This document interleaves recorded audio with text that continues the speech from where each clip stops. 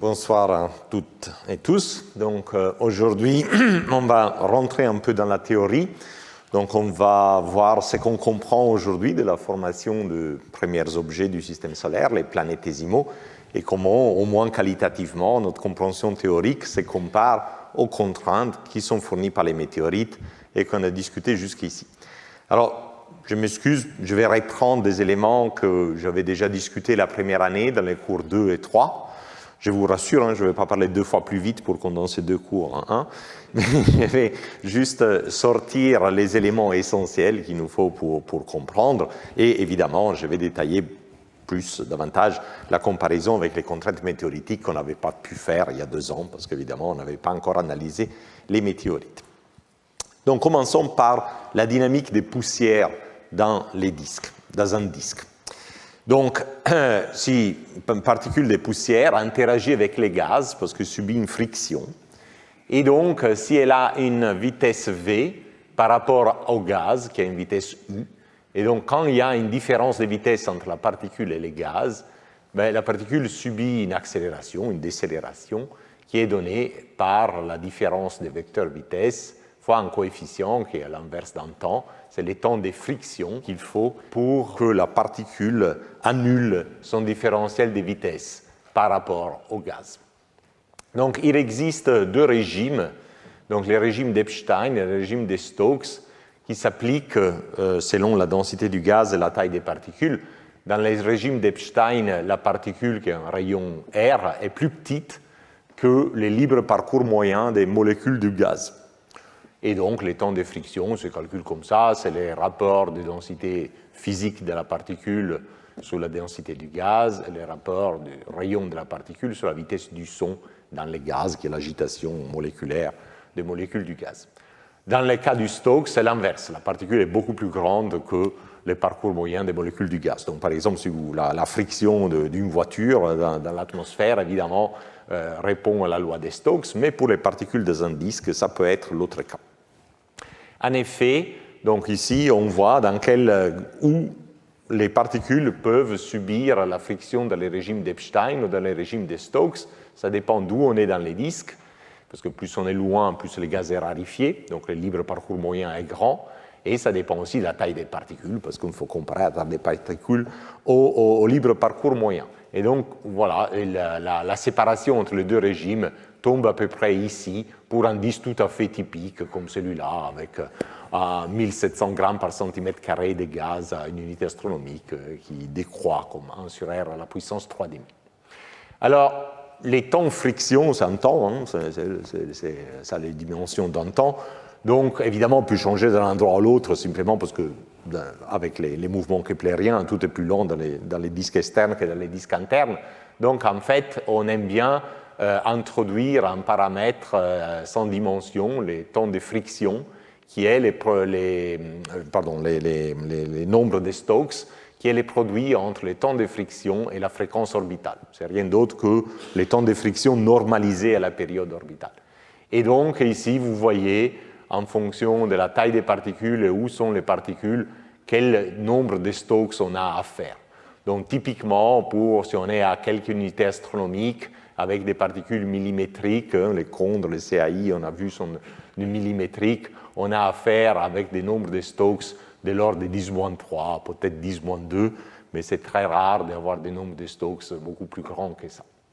Et par exemple, à une unité astronomique, une particule millimétrique, comme un condre, donc un nombre de Stokes de 7-4, donc ça veut dire que le temps de friction est 7-4 fois une année, et donc ça veut dire que le temps de friction est 1 heure. Donc vous prenez un condre, vous le lancez dans un disque protoplanétaire à une unité astronomique, il lui faut 1 heure pour freiner et annuler sa vitesse par rapport à la vitesse du gaz.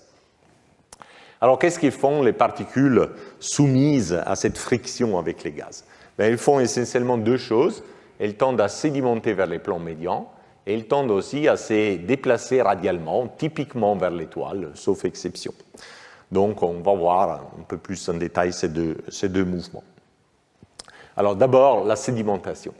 Si une particule se trouve au-dessus du plan médian, donc pas sur les plans médians du disque, mais un peu au-dessus, évidemment, la force d'attraction gravitationnelle du du Soleil est dirigé vers le Soleil, et donc a une composante horizontale par rapport au plan du disque et une composante verticale par rapport au plan du disque. Cette composante verticale s'écrit comme ça, c'est voilà, la force de gravité fois Z sur R, et que donc ça peut s'écrire comme la fréquence orbitale au carré fois Z. Et donc la particule commence à chuter vers les plans médians, parce qu'il y a une force qui la tire vers les plans médians. Évidemment, ça commence à chuter, elle accélère, donc sa vitesse par rapport au gaz augmente, et donc sa friction commence à donner une accélération qui est la moins Vz, parce que V est négatif, donc la friction tend à donner est dirigée vers le haut, divisé par les temps de friction, donc ça s'écrit comme ça. Donc la particule accélère, et plus elle accélère, plus elle va vite vers le gaz, donc plus elle est décélérée par le gaz, jusqu'à quand les deux accélérations deviennent égales et s'équilibrent. Et donc, ben voilà, si on fait un peu de maths, on simplifie, c'est vraiment des mathématiques élémentaires. Voilà, les accélérations s'équilibrent quand la vitesse des chutes verticales est égale à ces nombres-là. Donc on l'appelle la vitesse terminale des sédimentations, parce qu'à ce moment-là, la particule descend avec une vitesse constante, elle a fini d'accélérer. Alors, dans cette vitesse terminale, la définition de vitesse terminale, il y a Z, comme vous voyez. Donc, en fait, cette vitesse terminale est de plus en plus lente, plus on s'approche du plan médian. Donc, ça veut dire que la particule, avec Z qui diminue, ralentit quand même et arrive asymptotiquement sur les plans médians. Bon, si on donne suffisamment de temps, les particules, on pourrait imaginer, tombent exactement sur les plans médians. Mais en réalité, il y a quelque chose qui s'oppose à une sédimentation indéfinie, infinie sur les plans médians. Et cette chose est la turbulence. Le gaz a toujours un peu de mouvement turbulent, plus ou moins fort, hein, selon les endroits du disque.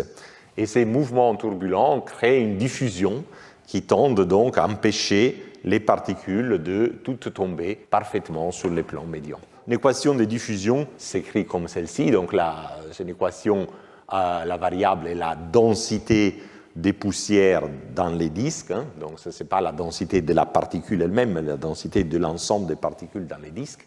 Donc une équation de diffusion s'écrit comme ça, donc la partie advective, donc c'est le produit entre la densité des poussières et la vitesse des sédimentations, et il y a la partie diffusive, il y a un coefficient de diffusion qui multiplie les gradients verticaux de densité des particules. C'est typique, une équation de diffusion.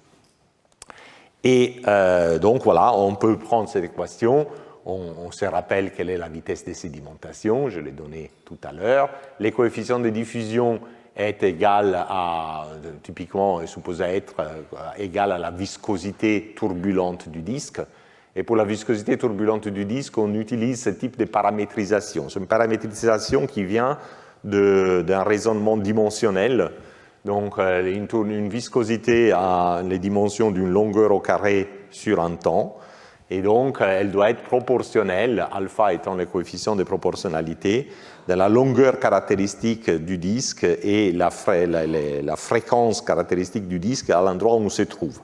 Alors, la fréquence caractéristique du disque est la fréquence orbitale, et la taille caractéristique du disque est l'hauteur du disque, okay, qui, elle, du disque du gaz n'est pas nulle parce que le disque a une certaine pression, et donc le gaz a une certaine extension verticale.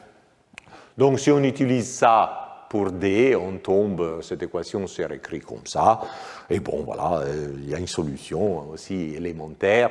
Donc, la densité des particules en fonction du Z est égale à la densité sur les plans médians et chute exponentiellement avec les carrés de la distance du plan médian avec une distance caractéristique, donc la largeur de cette gaussienne, qui est ce paramètre HP, qui est rien d'autre que l'échelle d'auteur du disque, H, fois ces termes sous racine carrée. Donc alpha, c'est ce coefficient qui nous dit l'intensité de la turbulence dans les disques, et les fameux nombres de Stokes qui caractérisent la friction des particules. Et donc vous voyez que plus les particules sont grandes, donc le nombre de Stokes est grand, plus ce terme est petit, et donc les particules doivent se concentrer davantage vers les plans médians, alors que quand les particules sont toutes petites, et donc tau f est petit, ces rapports peuvent être de l'ordre de 1, et donc les particules sont aussi dispersées que les gaz. Alors les observations aujourd'hui nous donnent une spectaculaire confirmation de ce que je viens de raconter. Ici, par exemple, vous avez une image d'un disque, qui s'appelle comme ça, dans la constellation du Ophiuch, et ce disque est vu par la tranche. Donc on a des observations du gaz qui sont faites par les radiotélescopes, et ces courbes de niveau là, bleues, vous montrent l'intensité du gaz, donc l'épaisseur du disque dans les gaz. Voilà, et ça. Les couleurs, en revanche, sont c'est l'intensité d'image infrarouge qui donc révèle la dispersion des particules micrométriques. Okay. Et donc vous voyez que bon, voilà, il y a un halo qui est moins dense, le violet c'est moins densité inférieure, mais là, la partie orange c'est une forte densité, et vous voyez que les particules micrométriques, donc la partie orange, est aussi étendue que le gaz. Ce sont des petites particules, donc un nombre de Stokes très très petit, et donc la dispersion verticale des particules est la même que la dispersion verticale du gaz.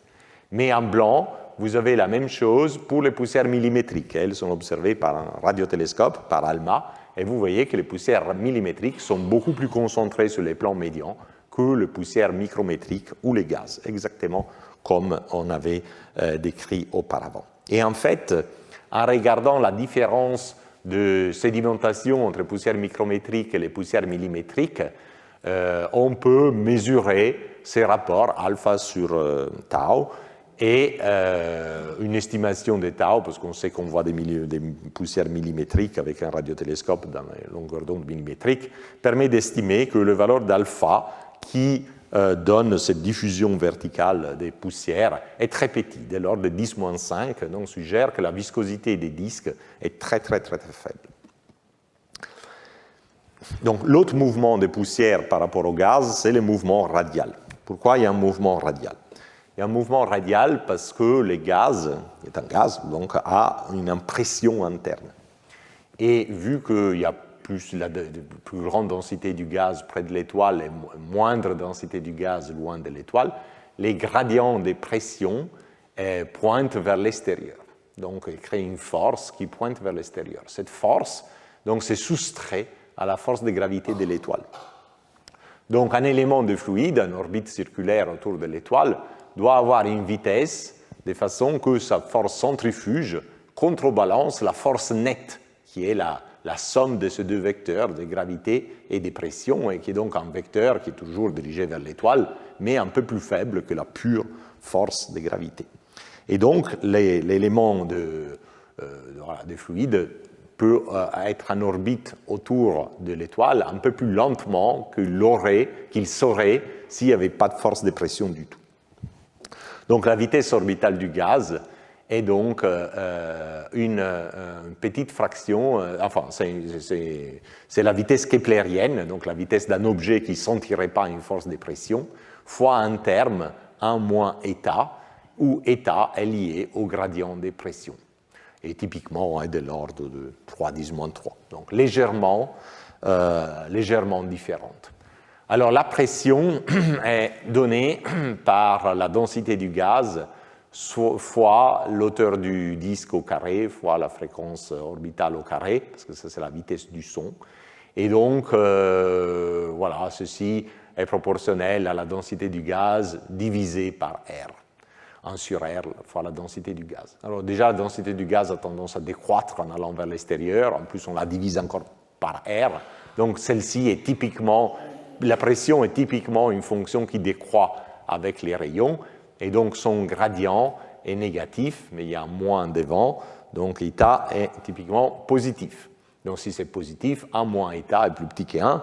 Et donc, ça veut dire que les disques sont en rotation sous-keplérienne. Les disques tournent autour de l'étoile un peu plus lentement que Kepler l'aurait prédit.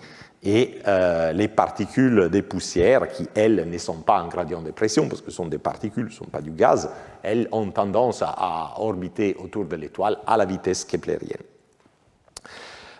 Donc, les particules donc, se déplacent dans un disque de gaz qui est en rotation un peu plus lente, donc sans une force, et ceci donne une vitesse radiale de particules qui est proportionnel à état VK, donc la sous-keplérianité du disque, et avec un moins devant. Donc quand état est positif, les particules vont à l'intérieur, et il y a ce coefficient qui est proportionnel, encore une fois, au nombre de Stokes. Donc les particules petites dérivent vers l'étoile lentement, les particules plus grandes, avec un nombre de Stokes plus grand, dérivent vers l'étoile plus rapidement. En fait, l'équation la complète pour les mouvements d'une particule dans les gaz est celle-ci. Vous pouvez regarder ce bouquin ou cet article pour la dériver entièrement. Elle est faite de deux parties. Donc, il y a une partie qui est associée à état VK, donc au fait que les gaz est sous-keplérien et donc ralentit les particules le long de l'orbite, et donc les particules doivent se déplacer parce qu'ils perdent du moment cinétique. Mais il y a aussi un terme qui dépend de la vitesse radiale du gaz, parce que les gaz, en principe, peuvent aussi se déplacer radialement. Et comme vous voyez, les premiers termes, il y a un nombre de Stokes devant, et le deuxième terme, non. Le nombre de Stokes est en bas au dénominateur, mais il y a un 1 à côté. Donc ça veut dire que pour les petites particules, c'est ce terme-là qui domine, parce que tau f est très petit, mais quand les tau f deviennent plus grands, ça peut être ce terme-là qui domine sur l'autre. Donc, prenons ce terme et regardons ce que ça peut faire. Donc, commençons par exemple pour des petites particules, pour lesquelles le nombre de Stokes est très petit. Donc, on va le négliger, et donc on reste avec ce terme-là. Alors, initialement, on l'a répété plusieurs fois, le disque de gaz, le séminaire d'Adnan, a tendance à avoir un mouvement radial positif, parce que le gaz s'effondre près de l'étoile, et donc il s'étale viscosement. Donc, la vitesse du gaz tend à être petite, donc ce terme est petit. Donc les particules, si elles sont suffisamment petites, sont emportées par les gaz et se déplacent vers l'extérieur. Et on a vu dans les cours numéro 2 et numéro 6 que c'est comme ça qu'on suppose que les CAI qui ont été produits, condensés près de l'étoile, ont été transportés dans les disques externes. Mais ce mouvement radial positif du disque dure pas très longtemps, dure à peu près pendant que les disques reçoivent du gaz du milieu interstellaire, et ensuite le disque devient un disque d'accrétion. Donc la vitesse radiale du gaz devient négative et les gaz lentement tombent sur l'étoile. Et donc si la vitesse du gaz devient négative, la vitesse de la poussière devient négative aussi parce que c'est proportionnel à la vitesse du gaz. Donc en plus, si on se rappelle de ce terme-là, typiquement est négatif. Donc il y a deux termes négatifs, vont dans le même sens. Les poussières typiquement vont vers l'étoile, sauf si on est dans un cas spécifique où état est plus petit que 0. Je vous ai dit, état typiquement est positif, mais si jamais état est négatif, ben, du coup ce terme est positif et pourrait contrebalancer l'autre terme si tau f a la valeur appropriée. Donc, pour avoir un état positif, donc je vous rappelle, l'état, c'est moins les gradients de pression. Donc, pour avoir un état négatif, donc il faut que vu que l'état est moins les gradients de pression, il faut qu'il y ait un gradient de pression positif. Et puisque les gradients de pression, la pression et la densité divisée par R, ou la densité volumique du disque divisée par R, ou la densité des surfaces du disque divisée par R carré, pour qu'il y ait un gradient de pression positif, il faut que les disques aient un gradient de densité encore plus positif. Alors, en général, les disques la densité du disque décroît avec la distance, donc ça, on ne peut pas l'avoir partout, mais localement, s'il y a des perturbations qui agissent sur les disques, on va voir lesquelles, on peut avoir localement une densité du gaz un peu comme ça, en gaussienne, ce qui donne aussi une pression un peu en gaussienne avec un maximum de pression, ce qu'on appelle un pressure bump en anglais, un maximum de pression. Si on a un maximum de pression, qu'est-ce qu'on a? On a que les poussières qui sont à l'extérieur du maximum sont en gradient négatif de pression, donc en état positif, et donc ils vont migrer vers l'étoile, mais les particules qui sont à l'intérieur sont en gradient de pression positif, donc en état négatif, et donc leur mouvement radial, si leur nombre de Stokes n'est pas trop petit, tend à être positif. Donc il y a un mouvement de convergence des poussières vers les maximums de pression, au lieu d'avoir les poussières qui partent inexorablement vers l'étoile. C'est une manière de capturer les poussières, les garder et les concentrer vers un rayon donné.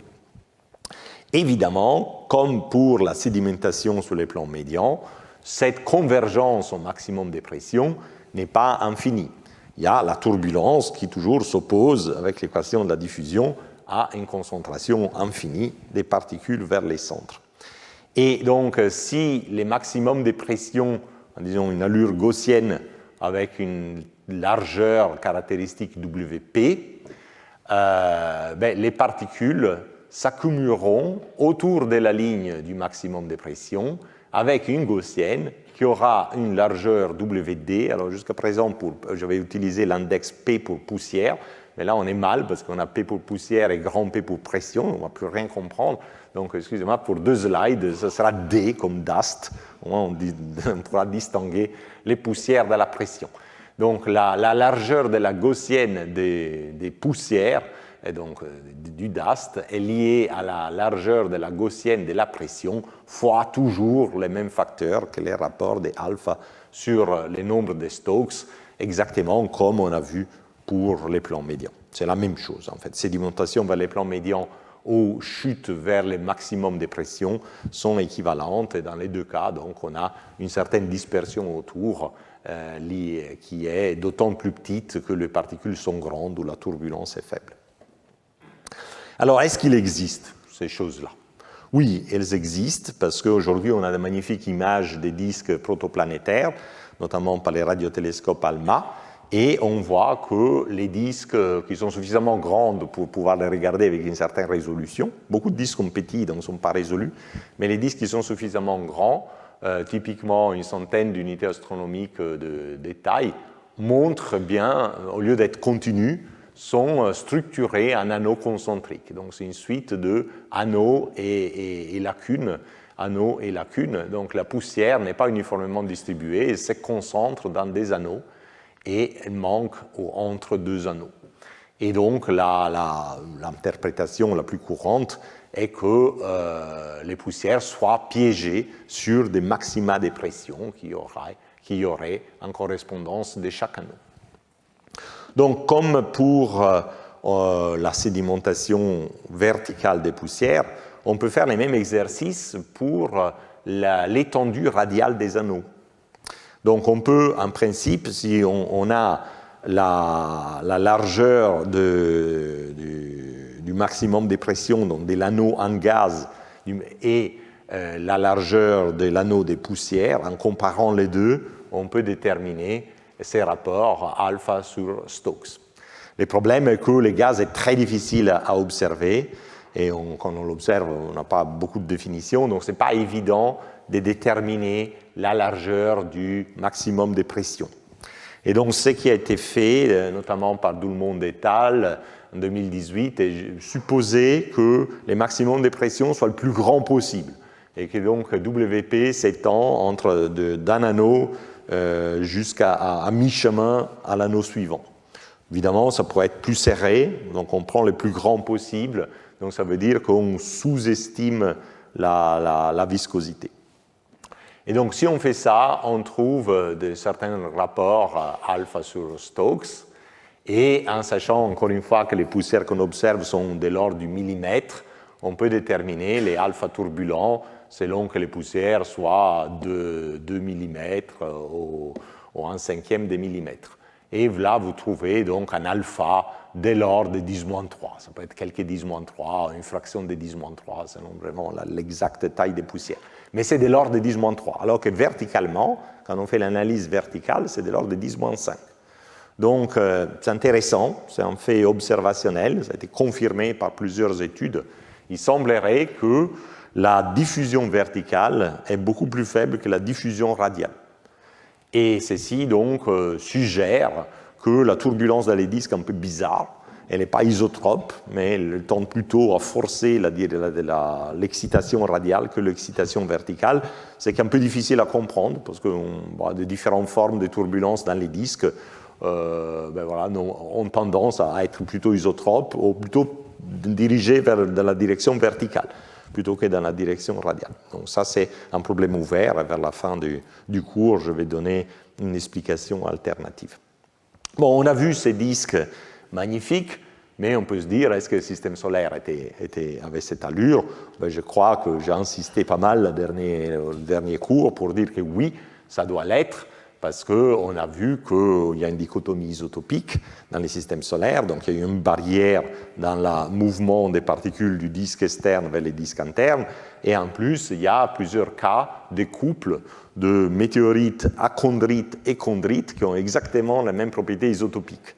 Alors, les achondrites et les chondrites se sont formés à des millions d'années de différence, 1 million d'années de différence au moins, et donc ça veut dire que les poussières sont restées là, confinées, sans se mélanger aux autres, pendant 1 million d'années, pour pouvoir faire une chondrite 1 million d'années plus tard qu'une achondrite, avec les mêmes propriétés isotopiques. Donc, les systèmes solaires devaient être aussi fractionnés en anneaux, combien d'anneaux, ce n'est pas clair, mais certainement, il devait y avoir plusieurs anneaux qui ont capturé les poussières à un moment donné. Et donc, la bonne question est, mais qu'est-ce qui crée ces anneaux, vu qu'ils sont si importants?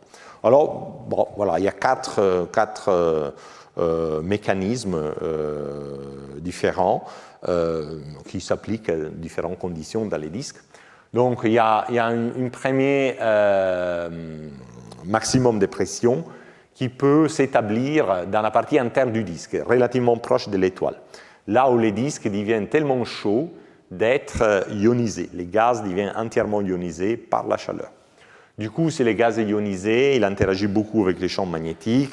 C'est mon cours que j'avais donné la première année. Il devient très turbulent. Okay. Très turbulent, ça veut dire très visqueux. Et la vitesse radiale du gaz est proportionnelle à négative à 3,5 la viscosité sur la distance à l'étoile. Donc, près de l'étoile, le gaz est très visqueux, donc il se déplace très vite. Loin de l'étoile, le gaz est plus froid, il n'est plus thermiquement ionisé, il est seulement ionisé par la radiation stellaire, les rayons cosmiques, mais les disques deviennent opaques, il y a pas mal de poussière. Donc, en fait, les taux d'ionisation est très, très faible, et donc, la turbulence devient très faible, et on l'a vu dans les disques, hein, la turbulence est faible, alpha de l'ordre de 10-3 ou 10-5, et donc ça veut dire que la vitesse radiale du gaz est lente dans la partie plus loin de l'étoile.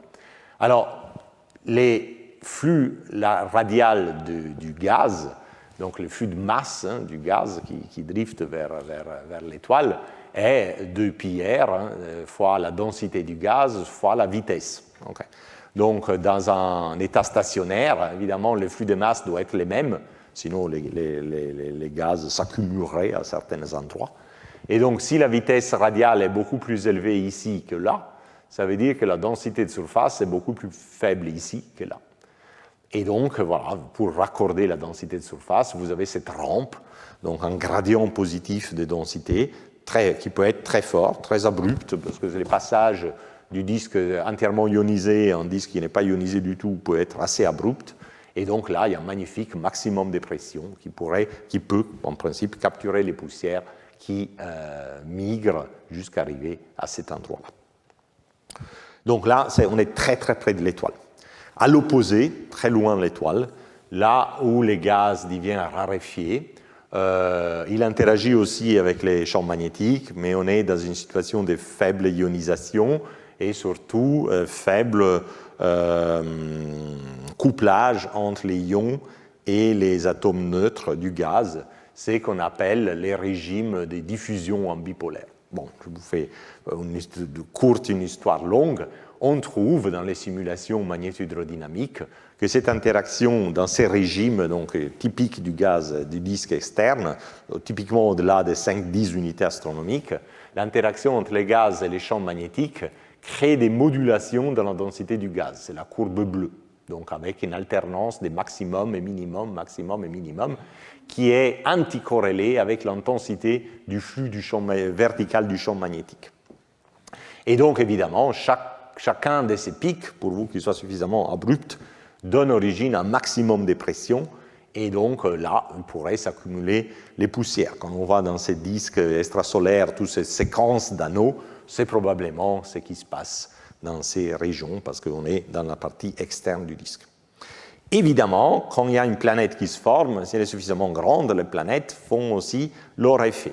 Quand on a une planète suffisamment massive, disons une planète géante, elle a tendance à dépeupler les disques sur son orbite. Donc ici, par exemple, pour Jupiter, on a la densité du gaz dans les disques selon, encore une fois, sa viscosité. Donc, si les disques ont une très très faible viscosité, ce sillon est très très profond. Si les disques est plus visqueux, donc on va plutôt vers la courbe rouge, la courbe verte, la courbe rouge, vous avez que les sillons est moins profond. Mais une planète d'une taille de Jupiter, pour une viscosité réaliste du disque, ouvre toujours un sillon, au moins partiel. Et donc là, à l'extérieur du sillon, vous avez une belle rampe, encore une fois, de la densité du surface du disque, ce qui veut dire un gradient de pression inversé avec un maximum de pression qui se place au bord du sillon. Et donc, quand une planète géante se forme, il y a un maximum de pression qui se crée juste au-delà de l'orbite. Et comme on a vu la dernière fois, donc les poussières dérivent, arrivent là et se bloquent ici. C'est la fameuse barrière de Jupiter dont j'ai parlé la dernière fois. En fait, une planète géante ne crée pas seulement un maximum de pression à l'extérieur, au bord externe de son sillon, mais si le disque a une très faible viscosité, et semblerait être le cas, il peut aussi créer des anneaux secondaires. Donc ici, vous avez Jupiter, vous avez son sillon principal, mais vous voyez qu'à l'extérieur du sillon, il y a d'autres oscillations du gaz. Là, vous avez la densité du gaz, 3 couleurs à 3 temps différents. Donc la simulation, c'est une simulation très très longue, très lourde, donc c'est plutôt la dernière qu'il faut regarder, la courbe mauve. Et là, vous voyez qu'à l'intérieur de l'orbite de Jupiter, vous avez un maximum de la densité du gaz, suivi d'un autre maximum de la densité du gaz, et après il y a le sillon principal et l'autre maximum à l'extérieur du sillon. Donc tout à l'heure, je vous ai parlé de ces maximums-là, mais il y a aussi ces bosses ici. Et ces bosses-là peuvent donner des maxima de pression, et d'ailleurs ici on montre état au lieu que la densité du gaz, et vous voyez bien que état passe de négatif à positif, donc c'est encore un maximum de pression, un piège pour les poussières, une fois ici, et après à l'extérieur du sillon. Ici, bon, il n'y a pas de gaz. Voilà. Donc il y a au moins 4 mécanismes, 2 associés à la formation des planètes, donc relativement tardif, parce qu'il faut donner le temps aux planètes de se former, mais 2, par contre, simplement associés à l'interaction du gaz avec les champs magnétiques, que eux peuvent se former et rentrer en jeu très vite dès que la viscosité est un peu faible. Voilà. Mais pour savoir si les poussières sont capturées dans les maximums de pression, à quelle vitesse dérivent, etc., les nombres de Stokes restent les paramètres clés qu'il faut estimer. Et donc, on doit s'occuper de l'évolution des poussières en taille. Initialement, les poussières, quand elles se forment dans les disques, soit arrivent directement dans l'espace interstellaire, donc sont des grains typiquement micrométriques, typiques de l'espace interstellaire, soit sont des grains qui condensent dans les gaz du disque. Et là, aussi, les premiers condensats, typiquement, sont micrométriques. Après, les grains peuvent rentrer en collision entre eux et se coller par des forces électrostatiques et grandir en taille. Mais, évidemment, ils peuvent se coller s'ils rentrent en collision entre eux à faible vitesse. S'ils rentrent en collision à haute vitesse, ils vont plutôt se casser ou rebondir, comme on va voir de suite. Donc, la vitesse de collision des grains dépend de 2 choses. Alors, si vous avez 2 particules de tailles différentes, elles vont, disons, en général, prenons le point 2 d'abord, j'aurais dû le mettre avant. Donc, la vitesse de collision des particules dépend de la vitesse turbulente du gaz. Et donc, la vitesse turbulente du gaz est liée à la vitesse du son, soit la racine carrée d'alpha. Et cette vitesse turbulente du gaz est transmise aux particules, encore au prorata de leur nombre de Stokes. Et donc, la vitesse d'agitation des particules est donnée par la racine carrée du nombre de Stokes fois alpha fois la vitesse du son. Donc, si la viscosité est très très faible, donc cette agitation turbulente est très très faible, mais néanmoins des particules de tailles différentes dérivent vers l'étoile à des vitesses différentes. parce que la vitesse des dérives est tau état vitesse keplérienne. Et donc, si on a deux valeurs du nombre de Stokes différents, ben les deux particules vont vers l'étoile à des vitesses différentes, et quand elles se rencontrent, il y a une différence de vitesse. Et donc, ici, vous avez par exemple une carte de vitesse relative auquel deux particules se rencontrent selon la taille de la particule 1 et la taille de la particule 2 dans un disque plutôt typique. Donc là, par exemple, avec un alpha 10-3, peut-être un peu fort, vitesse du son de 640 mètres par seconde, typique d'un disque à 3 unités astronomiques, avec un disque typique, rien à dire sur les disques. Et donc là, vous avez les couleurs qui montrent la vitesse relative des collisions. Donc si les particules sont petites, les collisions relatives sont petites. Mais dès que les particules sont grandes, les collisions relatives sont à grande vitesse. Et aussi, si vous avez une particule petite qui rencontre une particule grande, là aussi, les vitesses relatives sont très grandes. Alors, comme je vous disais, la vitesse ici sur la diagonale, où les particules ont la même taille, est entièrement due à la diffusion turbulente, alors que la vitesse entre deux particules de tailles différentes est essentiellement dominée par la vitesse relative de dérive vers l'étoile. Pour vous donner une idée, dans ce type de disque, le nombre de Stokes de 10-3 tombe là. Voilà. Et donc, particule de nombre de Stokes de 10-3 a typiquement une collision avec une particule de la même nombre de Stokes avec une vitesse d'un peu moins d'1 mètre par seconde. Ensuite, une fois qu'on s'est donné la carte de vitesse, il faut savoir qu'est-ce qu'ils font les particules quand elles se rencontrent et collisionnent à une certaine vitesse. Et pour ça, on se tourne vers les expériences de laboratoire. Les expériences de laboratoire, il y a tout un secteur de la science qui fait ça. Donc, on prend des particules de tailles semblables ou différentes et on les fait collisionner à une certaine vitesse. Facile à dire, difficile à faire, parce que ce sont des particules de taille petite.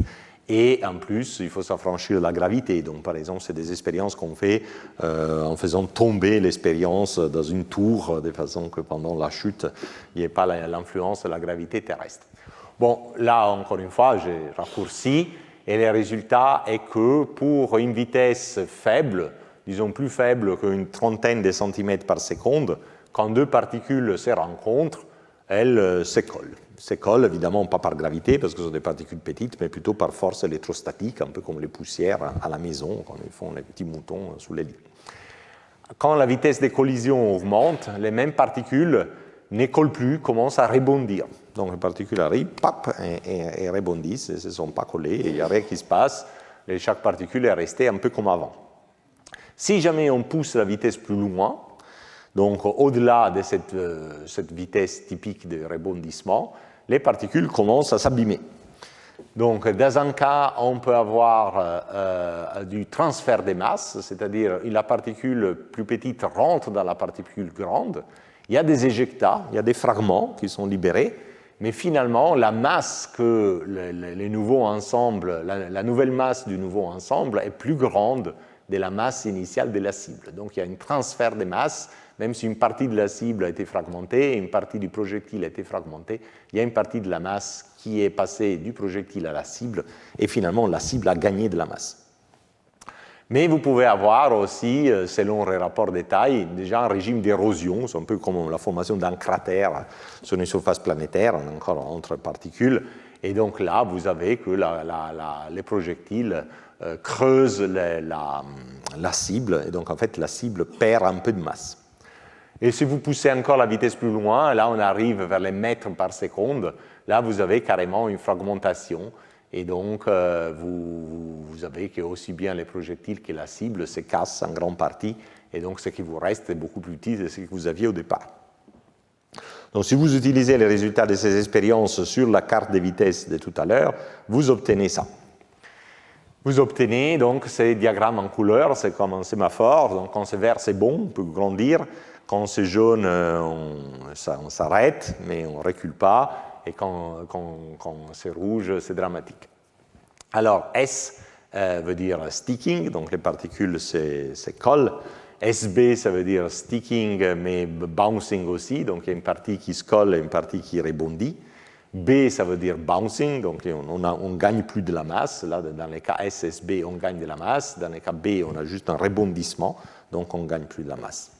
Donc, si on part avec des particules petites, elles commencent à coller, et après, quand elles arrivent, disons, des tailles millimétriques, dès qu'ils rencontrent une autre particule, qui soit que des tailles comparables ou plus petites, on est dans la zone jaune, et donc la particule ne grandit plus. Les projectiles rebondissent, et donc la cible reste de la taille originelle. Donc ça nous suggère que les particules ont du mal à grandir au-delà du millimètre, quelques millimètres en taille.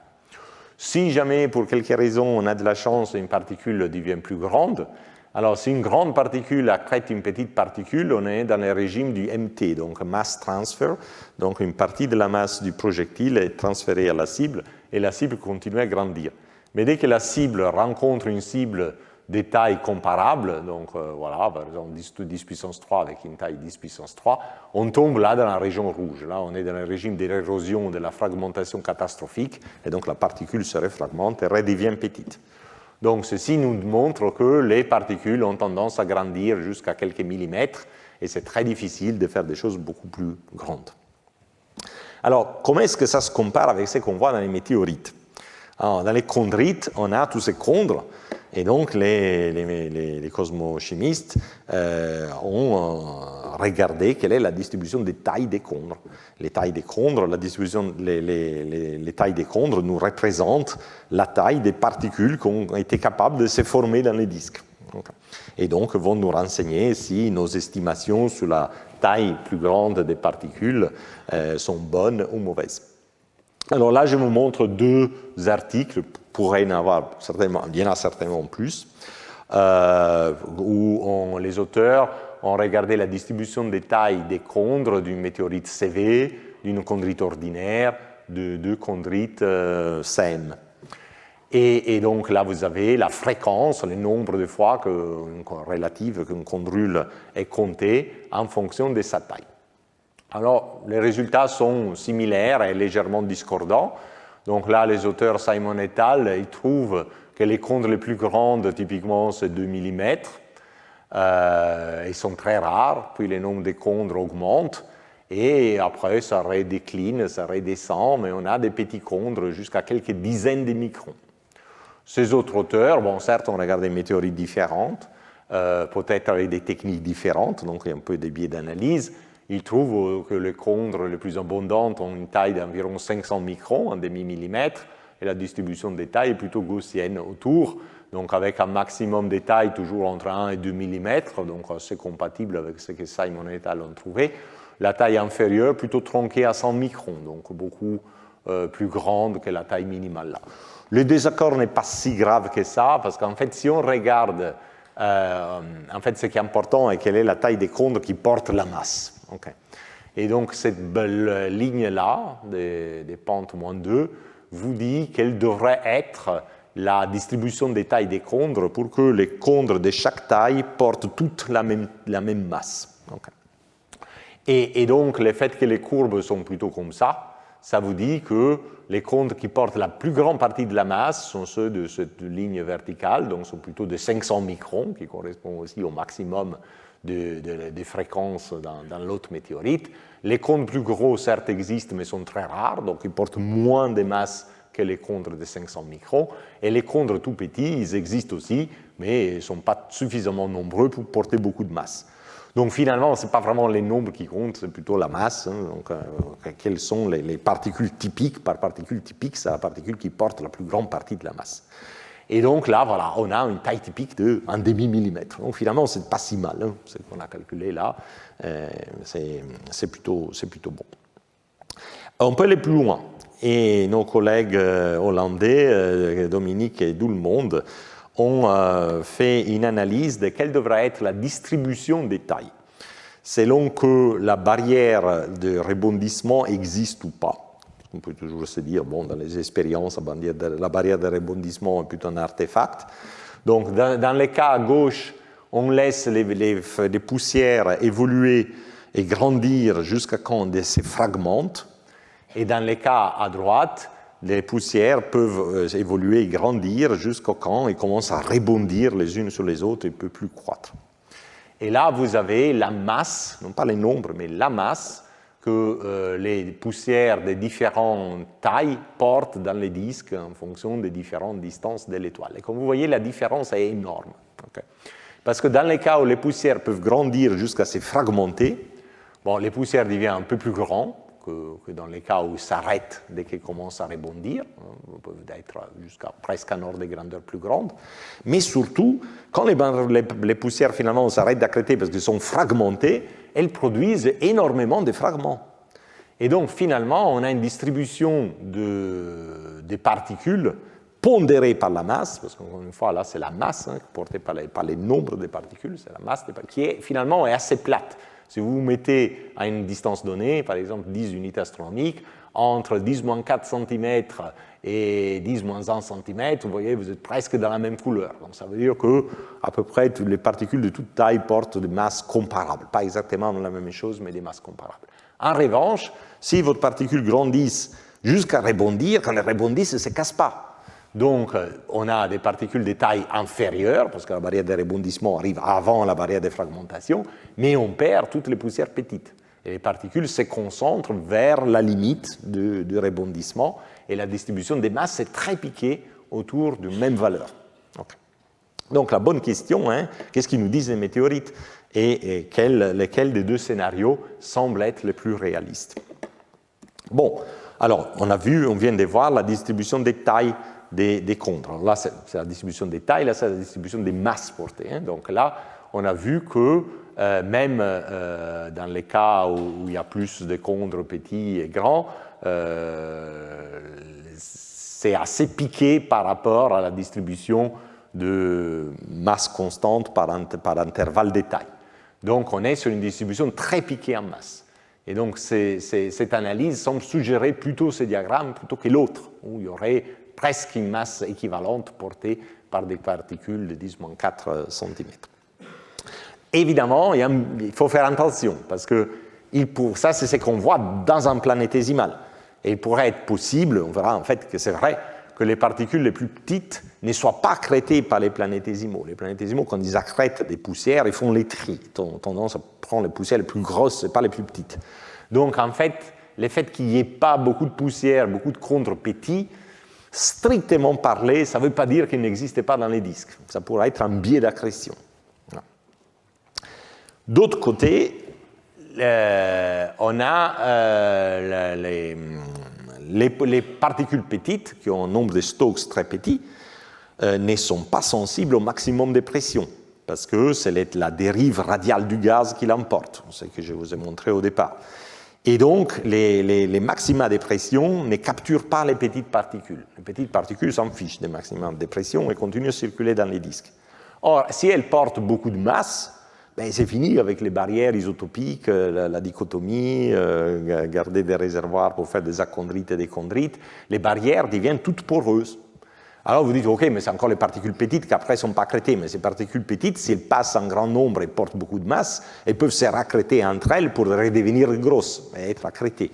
Donc finalement, les différentes barrières qu'on voit dans les analyses isotopiques devaient exister et être efficaces dans les disques. Souvenez-vous, j'avais dit que la barrière primaire, ce qui distingue, a séparé les objets carbonés des objets non carbonés, a dû filtrer 99% des particules de 50 microns. Donc, il faut que les particules ne soient pas trop petites et donc aussi tendent plutôt à privilégier les diagrammes des droites plutôt que celui des gauches. Et après, il y a un troisième argument, qui est celui de la complémentarité contre-matrice. Si toutes les particules grandissent à une taille comparable, ben c'est un peu plus facile d'interpréter la dichotomie que si on a des particules de tailles très différentes et qui ont des comportements dynamiques très différents. Mais sur ça, je reviendrai à la fin. Voilà. OK. Donc, maintenant qu'on sait tout sur la dynamique des poussières, nous devons nous concentrer sur comment se forment ces objets, ces planétésimaux, qui après sont les corps parents des météorites. Et là, c'est un beau problème, parce qu'on a des particules, donc on a fait cette partie-là, jusqu'ici. Donc on a discuté la croissance des particules de taille initiale des micromètres jusqu'à devenir millimétriques, en gros, être bloqués par les barrières. Mais les corps parents des météorites sont des objets de plusieurs kilomètres de taille, typiquement une centaine de kilomètres de taille. Et l'année prochaine, on s'occupera du dernier passage vers les planètes telluriques. Alors, il est clair que les particules ne peuvent pas grossir au-delà du millimètre, centimètre, donc vous ne ferez jamais un astéroïde en collant des particules. Donc, il est clair aujourd'hui que pour faire un objet macroscopique de plusieurs dizaines de kilomètres, il faut un effondrement gravitationnel. C'est-à-dire, il faut que dans les disques, toutes ces petites particules millimétriques se concentrent pour former des amas de particules suffisamment denses pour que soient liées ensemble par leur gravité collective. Et une fois que ces objets sont liés ensemble par leur gravité collective, ils ne peuvent que faire une chose, tomber toutes les particules les unes sur les autres et former un objet comme un astéroïde, donc un planétésimal. Donc c'est l'idée de l'effondrement gravitationnel des particules. Donc, bien sûr, il faut comprendre comment on forme de tels amas de particules tellement denses pour pouvoir collapser sur leur propre gravité, mais commençons déjà pour voir quelles sont les conditions pour collapser sur sa propre gravité. Et ça nous introduit les concepts du rayon de Hill. Les rayons de Hill, si on prend une planète qui tourne autour du Soleil, les rayons de Hill sont en fait les rayons de la sphère d'influence de la planète.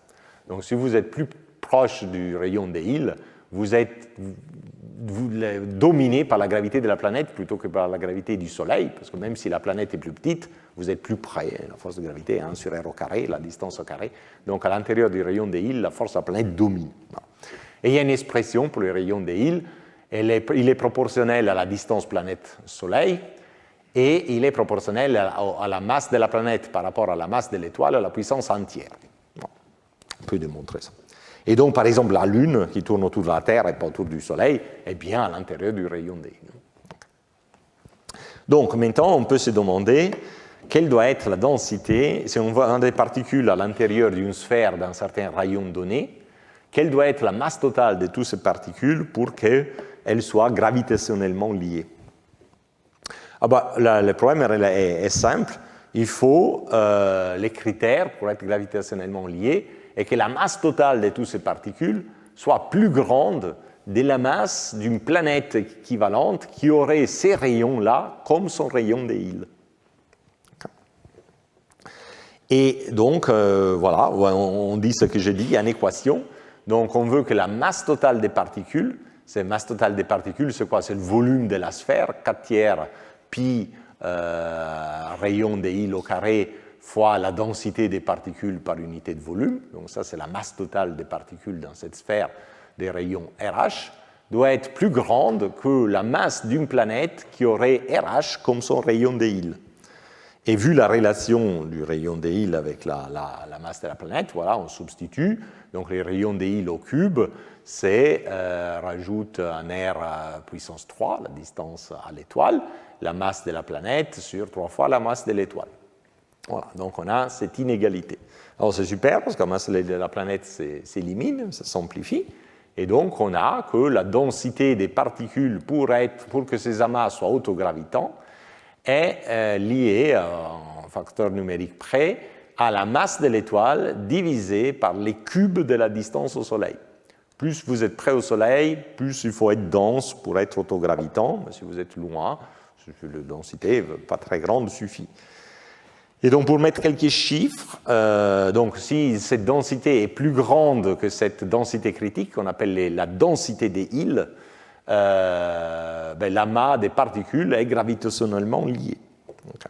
Et pour mettre quelques chiffres, donc à une unité astronomique, là ce n'est pas des suppositions, parce que juste la masse de l'étoile et la distance. On connaît la masse de l'étoile, la masse du Soleil, on connaît la distance au Soleil.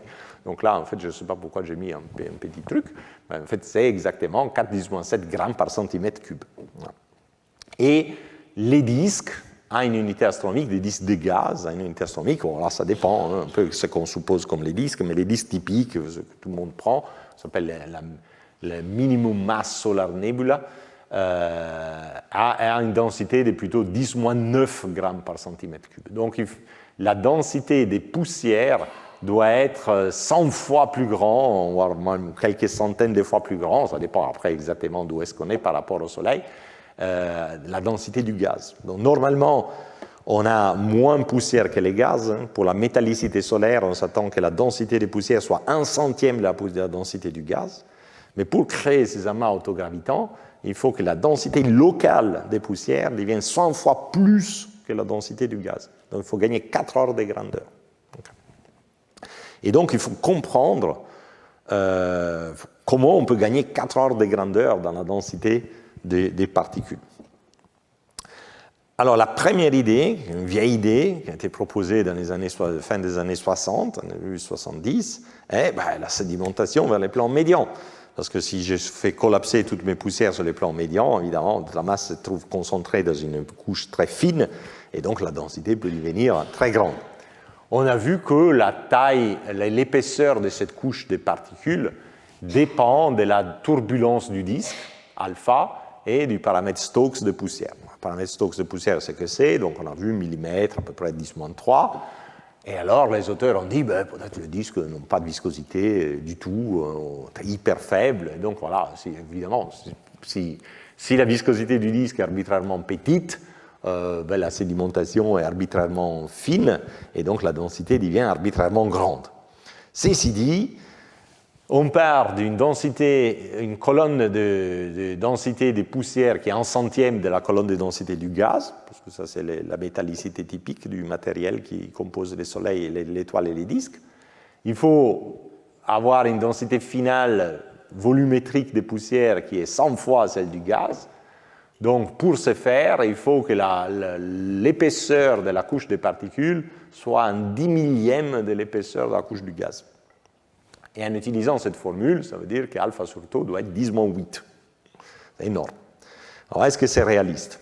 En principe, on peut dire, alpha est arbitraire, donc jamais suffisamment petit. Mais en réalité, ce n'est pas si simple. Parce que, imaginons que alpha soit 0. Okay? Donc, en principe, il y a une sédimentation infinie qu'il peut y avoir sur les plans médians. Donc, les poussières collapsent vers les plans médians. Donc là, vous avez en couleur vous avez la densité des poussières. Ça, c'est la direction Z. 0, c'est les plans médians. Donc vous avez une énorme quantité de poussières sur les plans médians. Là, c'est noir de poussière. Puis c'est rouge un peu moins dense, avec bleu, voilà. Et à grande valeur de Z. Alors, qu'est-ce qui se passe? Vu que vous avez une très grande densité de poussières, plus grande que la densité du gaz, les poussières poussent les gaz. Ce n'est plus le gaz qui freine les poussières, c'est les poussières qui accélèrent les gaz. Et donc la vitesse de rotation du gaz autour du Soleil sera sous-keplérienne à grand Z, là où il n'y a pas de poussière à pousser les gaz, mais sur les plans médians, là où le gaz est emporté par les poussières, parce que ça devient la majorité, la vitesse de rotation du gaz sera keplérienne, parce que les poussières ont tendance à tourner autour de l'étoile à vitesse keplérienne, et les gaz sont sous-keplériens à cause de ces gradients de pression. Donc, à haute Z, les gaz sont sous-keplériens, sur les plans médians, il est keplérien. Et donc, il y a un cisaillement du gaz vertical. Les gaz tournent plus vite sur les plans médians qu'au-dessus. Et quand il y a un cisaillement, et ce cisaillement n'est pas contrebalancé par un gradient des moments cinétiques, donc comme c'est le cas de la direction verticale, on a une instabilité qui s'appelle l'instabilité de Kelvin-Helmholtz, qui est une instabilité assez courante, en fait, qu'on peut observer. On peut l'observer dans l'atmosphère. Là, c'est une photo que j'ai faite quand j'étais en année sabbatique dans l'ouest des États-Unis. Je me baladais. Et donc là, c'est les croisements de deux rivières dans le Canyonlands National Park. C'est la rivière Colorado qui rencontre la rivière verte, la Green River. On ne demandait pas pourquoi ça s'appelle Green River, tout est très marron, mais c'est quand même un marron différent. Et les deux rivières arrivent avec des pentes différentes, donc avec des vitesses différentes, et ces rencontres dans la zone de confluence, donc vu qu'une eau va plus vite que l'autre, je ne me souviens plus laquelle, mais vous voyez qu'à la frontière entre les deux eaux, que vous voyez parfaitement bien parce que c'est le contraste des couleurs, ben c'est très fractal, c'est très fragmenté parce qu'il y a une turbulence qui s'est installée à cause des cisaillements des courants entre les deux rivières. Et là, c'est la même chose. On a une rivière qui court vite, qui est sur les plans médians, une rivière qui court moins vite, qui est juste au-dessus, elle se frotte et on s'attend qu'il y ait de la turbulence qui se développe. Donc même si mon disque aligné au départ n'était pas turbulent, donc n'était pas visqueux, il doit se développer une certaine turbulence, donc il doit se développer une certaine diffusion. Et donc ça, c'est l'argument qui a porté Weidenschilling vers la fin des années 70. Alors, quelle est l'intensité de cette turbulence? Typiquement, selon les expériences, l'agitation turbulente induite par l'instabilité de Kelvin et Helmholtz est 1/30 de la différence de vitesse du cisaillement. Alors, la vitesse du cisaillement, c'est clair, c'est eta Vk, Vk la vitesse keplérienne, eta est la sous-keplérianité, parce que ici on est à vitesse eta Vk, et ici on a vitesse ici on a vitesse Vk, et ici on a vitesse Vk fois 1 moins eta, donc la différence est eta Vk. Voilà. Et donc, les alphas de cette turbulence, alpha se calcule comme les rapports entre la vitesse turbulente au carré et la vitesse du son du gaz au carré. Et la vitesse turbulente au carré, ben, c'est ça, divisé par 30. La vitesse du son, c'est la vitesse keplérienne fois les rapports d'aspect, H sur R. Donc, vous faites le calcul, bon, vous trouvez ça. Et si vous mettez les chiffres à peu près typiques, vous trouvez 4-10-6. Donc, la turbulence de Kelvin-Helmholtz n'est pas très forte, mais vous donne un alpha de l'ordre de 10-6, alors que pour avoir une sédimentation sur les plans médians suffisamment forte pour avoir l'instabilité gravitationnelle, on avait besoin pas que alpha sur tau, sur le nombre de Stokes, qui déjà lui est plus petit que 1, doit être moins que 10-8. Donc, si vous avez déjà un alpha 10-6, c'est raté. Et donc voilà, ce type d'instabilité par sédimentation n'a pas lieu et on doit avoir quelque chose d'un peu plus complexe. Alors, comment ça marche? Maintenant, on a envie de savoir comment on peut former des amas autogravitants. Et pour l'expliquer, il faut considérer la dynamique encore du gaz et des poussières avec les rétroactions. Donc jusqu'à présent, en gros, on a considéré la poussière comme passive, elle s'est fait influencer par les gaz, donc elle sédimente, dérive vers l'étoile, etc. Mais elle n'a pas d'influence des retours, donc des rétroactions sur les gaz. Et là, c'est important de commencer à considérer la rétroaction sur les gaz. Donc, on a vu que les gaz, c'est une orbite autour de l'étoile un peu plus lentement que l'orbite keplérienne. Donc, la particule qui veut se déplacer à la vitesse keplérienne voit un vent d'efface avec une vitesse, un différentiel de vitesse qui est eta fois la vitesse keplérienne. Et puisque elle a un certain nombre de Stokes, elle reçoit donc une accélération tangentielle à son orbite, mais dans la direction opposée au mouvement orbital qu'on appelle AP. À cause de cette accélération, la poussière ralentit. Mais il y a toujours une action-réaction, c'est un principe général de la physique. Et donc, si la poussière est décélérée, le gaz est accéléré. Et l'accélération du gaz est le même facteur, fois elle est la même grandeur, donc delta V oméga Stokes, fois un facteur qui est les rapports de densité. De ρ de poussière, donc la densité volumétrique des poussières sur la densité volumétrique du gaz. Donc évidemment, quand les poussières sont 1/100 du gaz, ben, ça vous pouvez négliger, mais quand les poussières commencent à se concentrer, et on veut qu'elles se concentrent, on veut à la fin que ces rapports soient 100, okay, au lieu de 1/100, ben, évidemment la rétroaction devient très importante et finalement les poussières peuvent accélérer significativement les gaz. Donc, si on résout toutes les équations en tenant compte de ces rapports poussière sur gaz, voici ce qu'on obtient. Alors, donc, ces équations sont dérivées d'un cas simple où il n'y a pas de mouvement radial du gaz, le gaz est à l'arrêt. Mais en réalité, les disques, c'est plutôt des disques d'accrétion, donc plutôt les disques, les gaz se déplacent, mais vous pouvez les imaginer comme des équations écrites dans un système de repères qui se déplacent avec les gaz imperturbés. Bon. Et ici, donc, ρ gaz est la densité, ρg est la densité du gaz, ρ est la somme des deux densités. Et donc ça, c'est les solutions à l'équilibre, l'état stationnaire.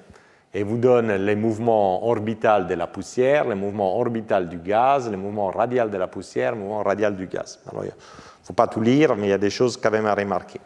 Alors, les mouvements orbitaux, il y a un socle commun qui est légèrement sous-keplérien. Voilà. Donc, un peu intermédiaire entre la vitesse keplérienne et la vitesse que les gaz avaient sans perturbation de poussière, qui était 1 moins état vitesse keplérienne. Et par rapport à ces mouvements moyens, les poussières vont en une vitesse orbitale un peu plus grande, donc vous avez un terme positif, et les gaz à une vitesse orbitale un peu moins grand, un peu moindre, et donc là vous avez un terme négatif. Donc les poussières donc sont décélérées par les gaz, et les gaz sont accélérés par les poussières. Donc, par conséquent, parce que quand vous décélérez un objet, il a tendance à tomber vers le corps central, la vitesse radiale du gaz est négative, mais la vitesse radiale des poussières, excusez-moi, c'est négatif, mais la vitesse radiale du gaz est positive. Voilà. Et les bons facteurs de proportionnalité dépendent toujours du ρg sur ρ. Donc, s'il n'y a pas beaucoup de poussière, ρg sur ρ est 1. Si par contre il y a beaucoup de poussière par rapport au gaz, ρg sur ρ peut être un nombre petit.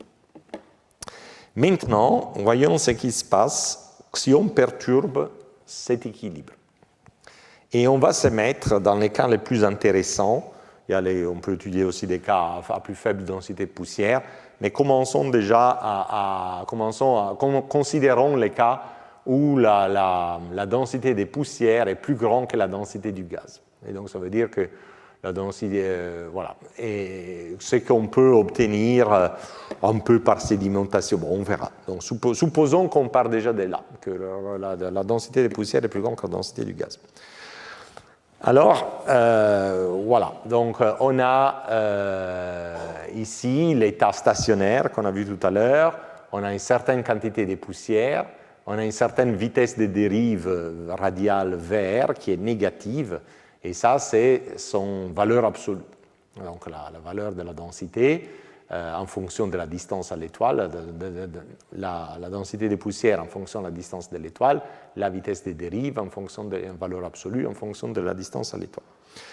Et donc, là, c'est un schéma de ce qui se passe. Donc, vous avez un mouvement de rotation commun.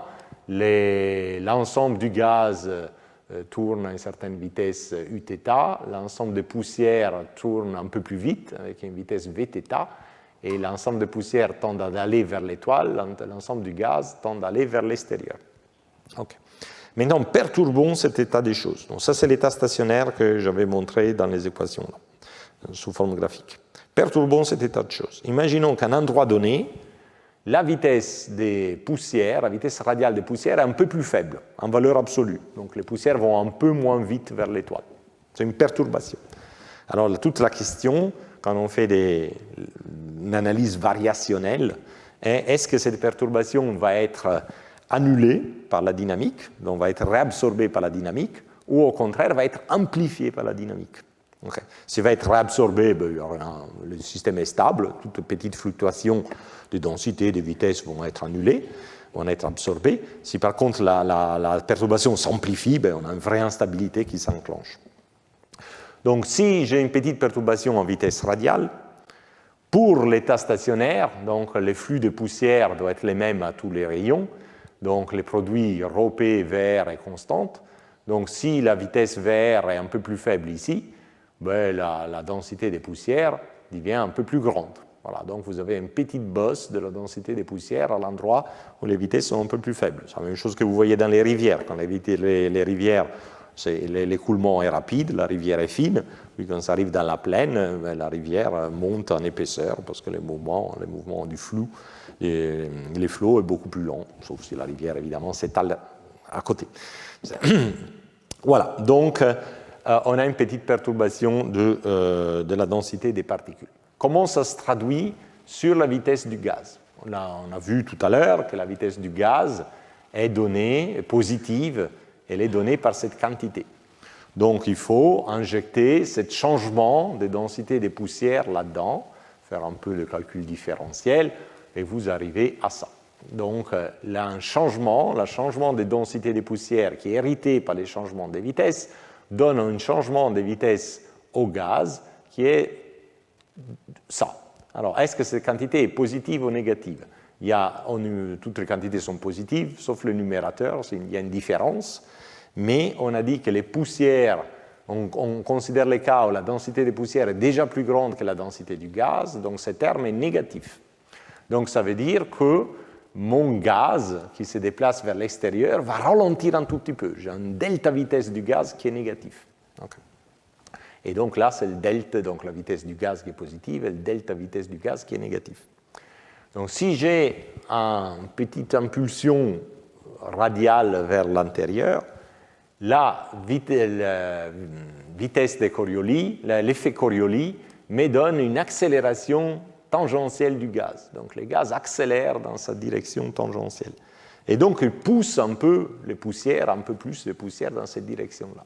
Et toujours par l'effet Coriolis, si je pousse les poussières dans la direction tangentielle de leur mouvement, elles vont acquérir un mouvement, un changement radial positif de leur vitesse. Okay. D'ailleurs, on peut le voir directement sur les équations. Si celle-ci était la vitesse du gaz, encore une fois, on applique un différentiel sur la densité des poussières, on fait un petit calcul différentiel, on tombe sur ça. Et vu qu'on est dans les cas où les poussières sont plus grandes que le gaz, donc les poussières, c'est plus grand que la moitié du ρ, donc ce terme est plus grand que 1. Donc ça veut dire que la vitesse, les changements de vitesse radiale des poussières est positif. Donc si on a eu un changement de vitesse radiale des poussières, ça veut dire que cette la vitesse des poussières est négative, donc un changement positif de la vitesse va faire affaiblir encore la vitesse en valeur absolue. Donc cette bosse dans la vitesse se creuse. Et si cette bosse dans la vitesse se creuse, la bosse dans la densité doit se creuser, toujours parce que le produit ρP vert doit être constant. Et donc rebelote, mais en plus fort. Et donc ceci va me donner un delta V du gaz négatif plus grand, qui va donner une accélération azimutale du gaz plus grande, qui va me donner une vitesse, un delta V positif aux poussières encore plus grande. Donc la vitesse se creuse encore, et donc la densité se creuse encore. Et donc vous avez que cette perturbation de vitesse-densité s'amplifie. Donc c'est bien une instabilité, c'est ce qu'on appelle l'instabilité des courants, donc qui en anglais s'appelle streaming instability. Alors, à savoir que cette augmentation des poussières n'est pas due. Les poussières, elles, continuent à se déplacer radialement vers l'étoile. Mais c'est l'état stationnaire, donc la densité des particules à un endroit donné, à un temps donné, qui augmente. Parce que les poussières arrivent à une certaine vitesse, ralentissent, donc elles s'empilent, et après elles repartent. Donc aucune poussière est piégée là-dedans, mais à cause de ce mouvement rapide, lent, rapide, la densité locale des poussières augmente, tout en n'ayant jamais de poussières vraiment capturées à cet endroit. Est-ce que ceci a bien lieu? Donc, voyons une simulation numérique où on simule l'évolution du gaz et des poussières. Donc, on voit ici la distribution des poussières sur les plans médians dans les disques. Cet axe-là est la direction radiale, le Soleil est à gauche. Cet axe-là est la direction azimutale, on est sur les plans médians, on néglige la direction verticale. Et on se met dans un système tournant avec les gaz à cette distance. Donc, ça veut dire que ici, les gaz est à l'arrêt, parce que je suis sur un système qui tourne avec les gaz. Ici, les gaz va tourner du bas en haut, et ici, les gaz va tourner du haut en bas. Les poussières, vu qu'elles sont un peu plus rapides que les gaz, leur point d'inversion sera un peu plus à droite, sera plutôt par là. Les couleurs qu'on va voir, c'est l'excès des poussières par rapport à la densité moyenne. Donc initialement, tout est gris parce qu'on est à 0, donc la densité des poussières est pratiquement égale à quelques fluctuations microscopiques près à la densité moyenne. Mais on va voir comment cette densité des poussières va évoluer. Donc on lance la simulation, vous voyez un peu le mouvement, hein, les poussières ici vont vers les hauts, les poussières ici vont vers les bas, c'est juste le cisaillement qui est plus rien. Ah, là on commence à voir que l'anisotropie des densités des poussières commence à s'amplifier. Et assez rapidement, il y a des sortes de filaments qui vont se former dans les disques. Et donc là, ces filaments sont ces fameuses zones, comme celles que j'ai tracées tout à l'heure, où la densité des poussières augmente, parce que la vitesse radiale diminue. Alors encore une fois, aucune poussière est piégée là-dedans. Hein. Les poussières driftent toujours vers l'étoile, mais il y a une surdensité des poussières, parce que là, la vitesse devient particulièrement faible. Et donc, on a la formation de ces filaments à très haute densité. Vous voyez que là, c'est du jaune-orange. Donc, ça veut dire qu'on a 10 fois plus de densité des poussières que la densité moyenne. Et ensuite, ces filaments, sous l'effet de la gravité des poussières, se fragmentent pour former des amas de poussières. Là, dans les amas de poussières, carrément, la densité est rouge. Et donc rouge, ça veut dire qu'on a des densités qui sont 100 fois plus grandes que la densité de départ des poussières. Et donc initialement, on avait un rapport poussière sur gaz de l'ordre de l'unité. Et donc on a atteint la fameuse rapport poussière sur gaz de l'ordre des 100, qui est typique de la densité des îles. Donc par ces biais, on peut effectivement former d'abord des filaments, et ensuite des grumeaux, des amas de poussière, qui atteignent des très hautes densités de poussière, des densités des îles, et donc deviennent gravitationnellement liés, et ils doivent se contracter. La contraction, une fois que les objets toutes les particules sont gravitationnellement liées, a lieu relativement vite, et les poussières collapsent les unes sur les autres pour former des objets. Et vu qu'il y a quand même un moment cinétique dans les pattes à maintenir, typiquement, on ne forme pas un seul objet, on forme plusieurs objets, et typiquement des objets binaires. Alors, j'en dirai pas plus. Il y a eu un magnifique séminaire jeudi passé de David Nesvorny sur l'origine des binaires. Mais ce qui est intéressant ici, du point de vue des météorites, est que la phase, une fois qu'on a formé cet amas de poussière, qui peut prendre beaucoup de temps, parce qu'il faut former les filaments, etc., mais une fois que l'amas de poussière est fait, les collapses est vraiment rapide. Donc, ces modèles de formation des planétésimaux prédit que les planétésimaux se forment instantanément. La formation d'un objet d'une dizaine de kilomètres, une centaine de kilomètres, ne prend pas des millions d'années, ne prend pas des centaines de milliers d'années. Ça se fait pratiquement à l'ordre des temps cosmiques instantanément. Et si vous vous souvenez, il y a 2 semaines, quand on parlait de la distribution, de l'évolution thermique des corps parents des météorites, je vous avais montré ces diagrammes où les modélisateurs font un modèle thermique pour reproduire les temps de refroidissement d'une chondrite, une chondrite là, ordinaire H4, selon 2 hypothèses.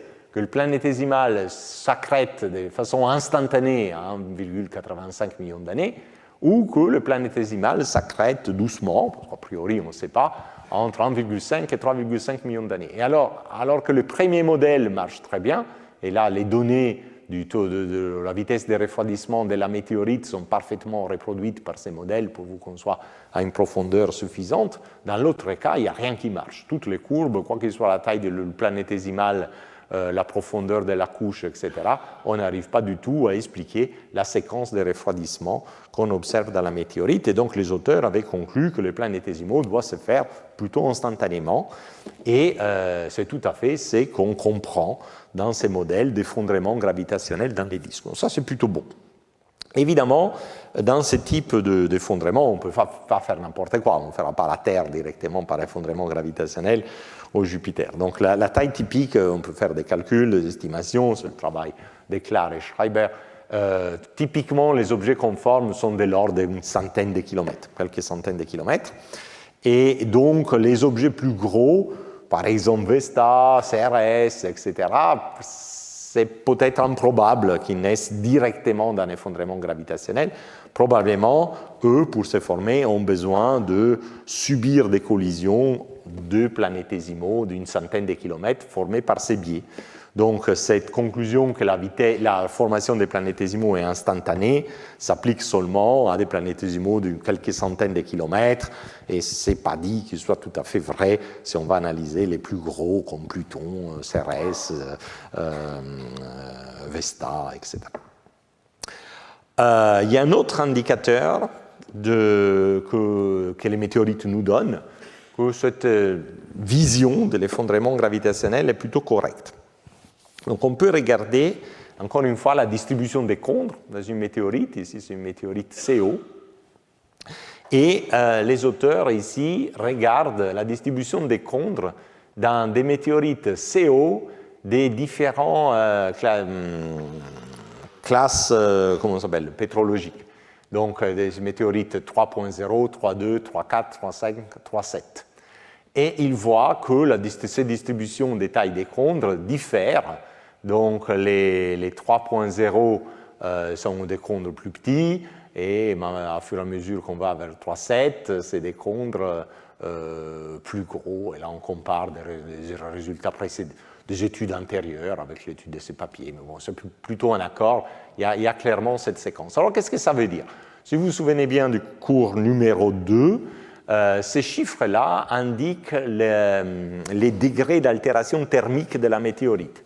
À 3.0, la météorite n'a pratiquement pas chauffé. Plus ce chiffre est grand, 3.2, 3.4, 3.5, 3.7, après il y a même 4, 5, 6, plus la météorite a chauffé. Et je vous ai dit, il y a 2 fois, que les météorites qui sont du même type, mais qui ont un index différent, ne viennent pas des planétésimaux différents, viennent sans doute du même planétésimal, mais à des profondeurs différentes.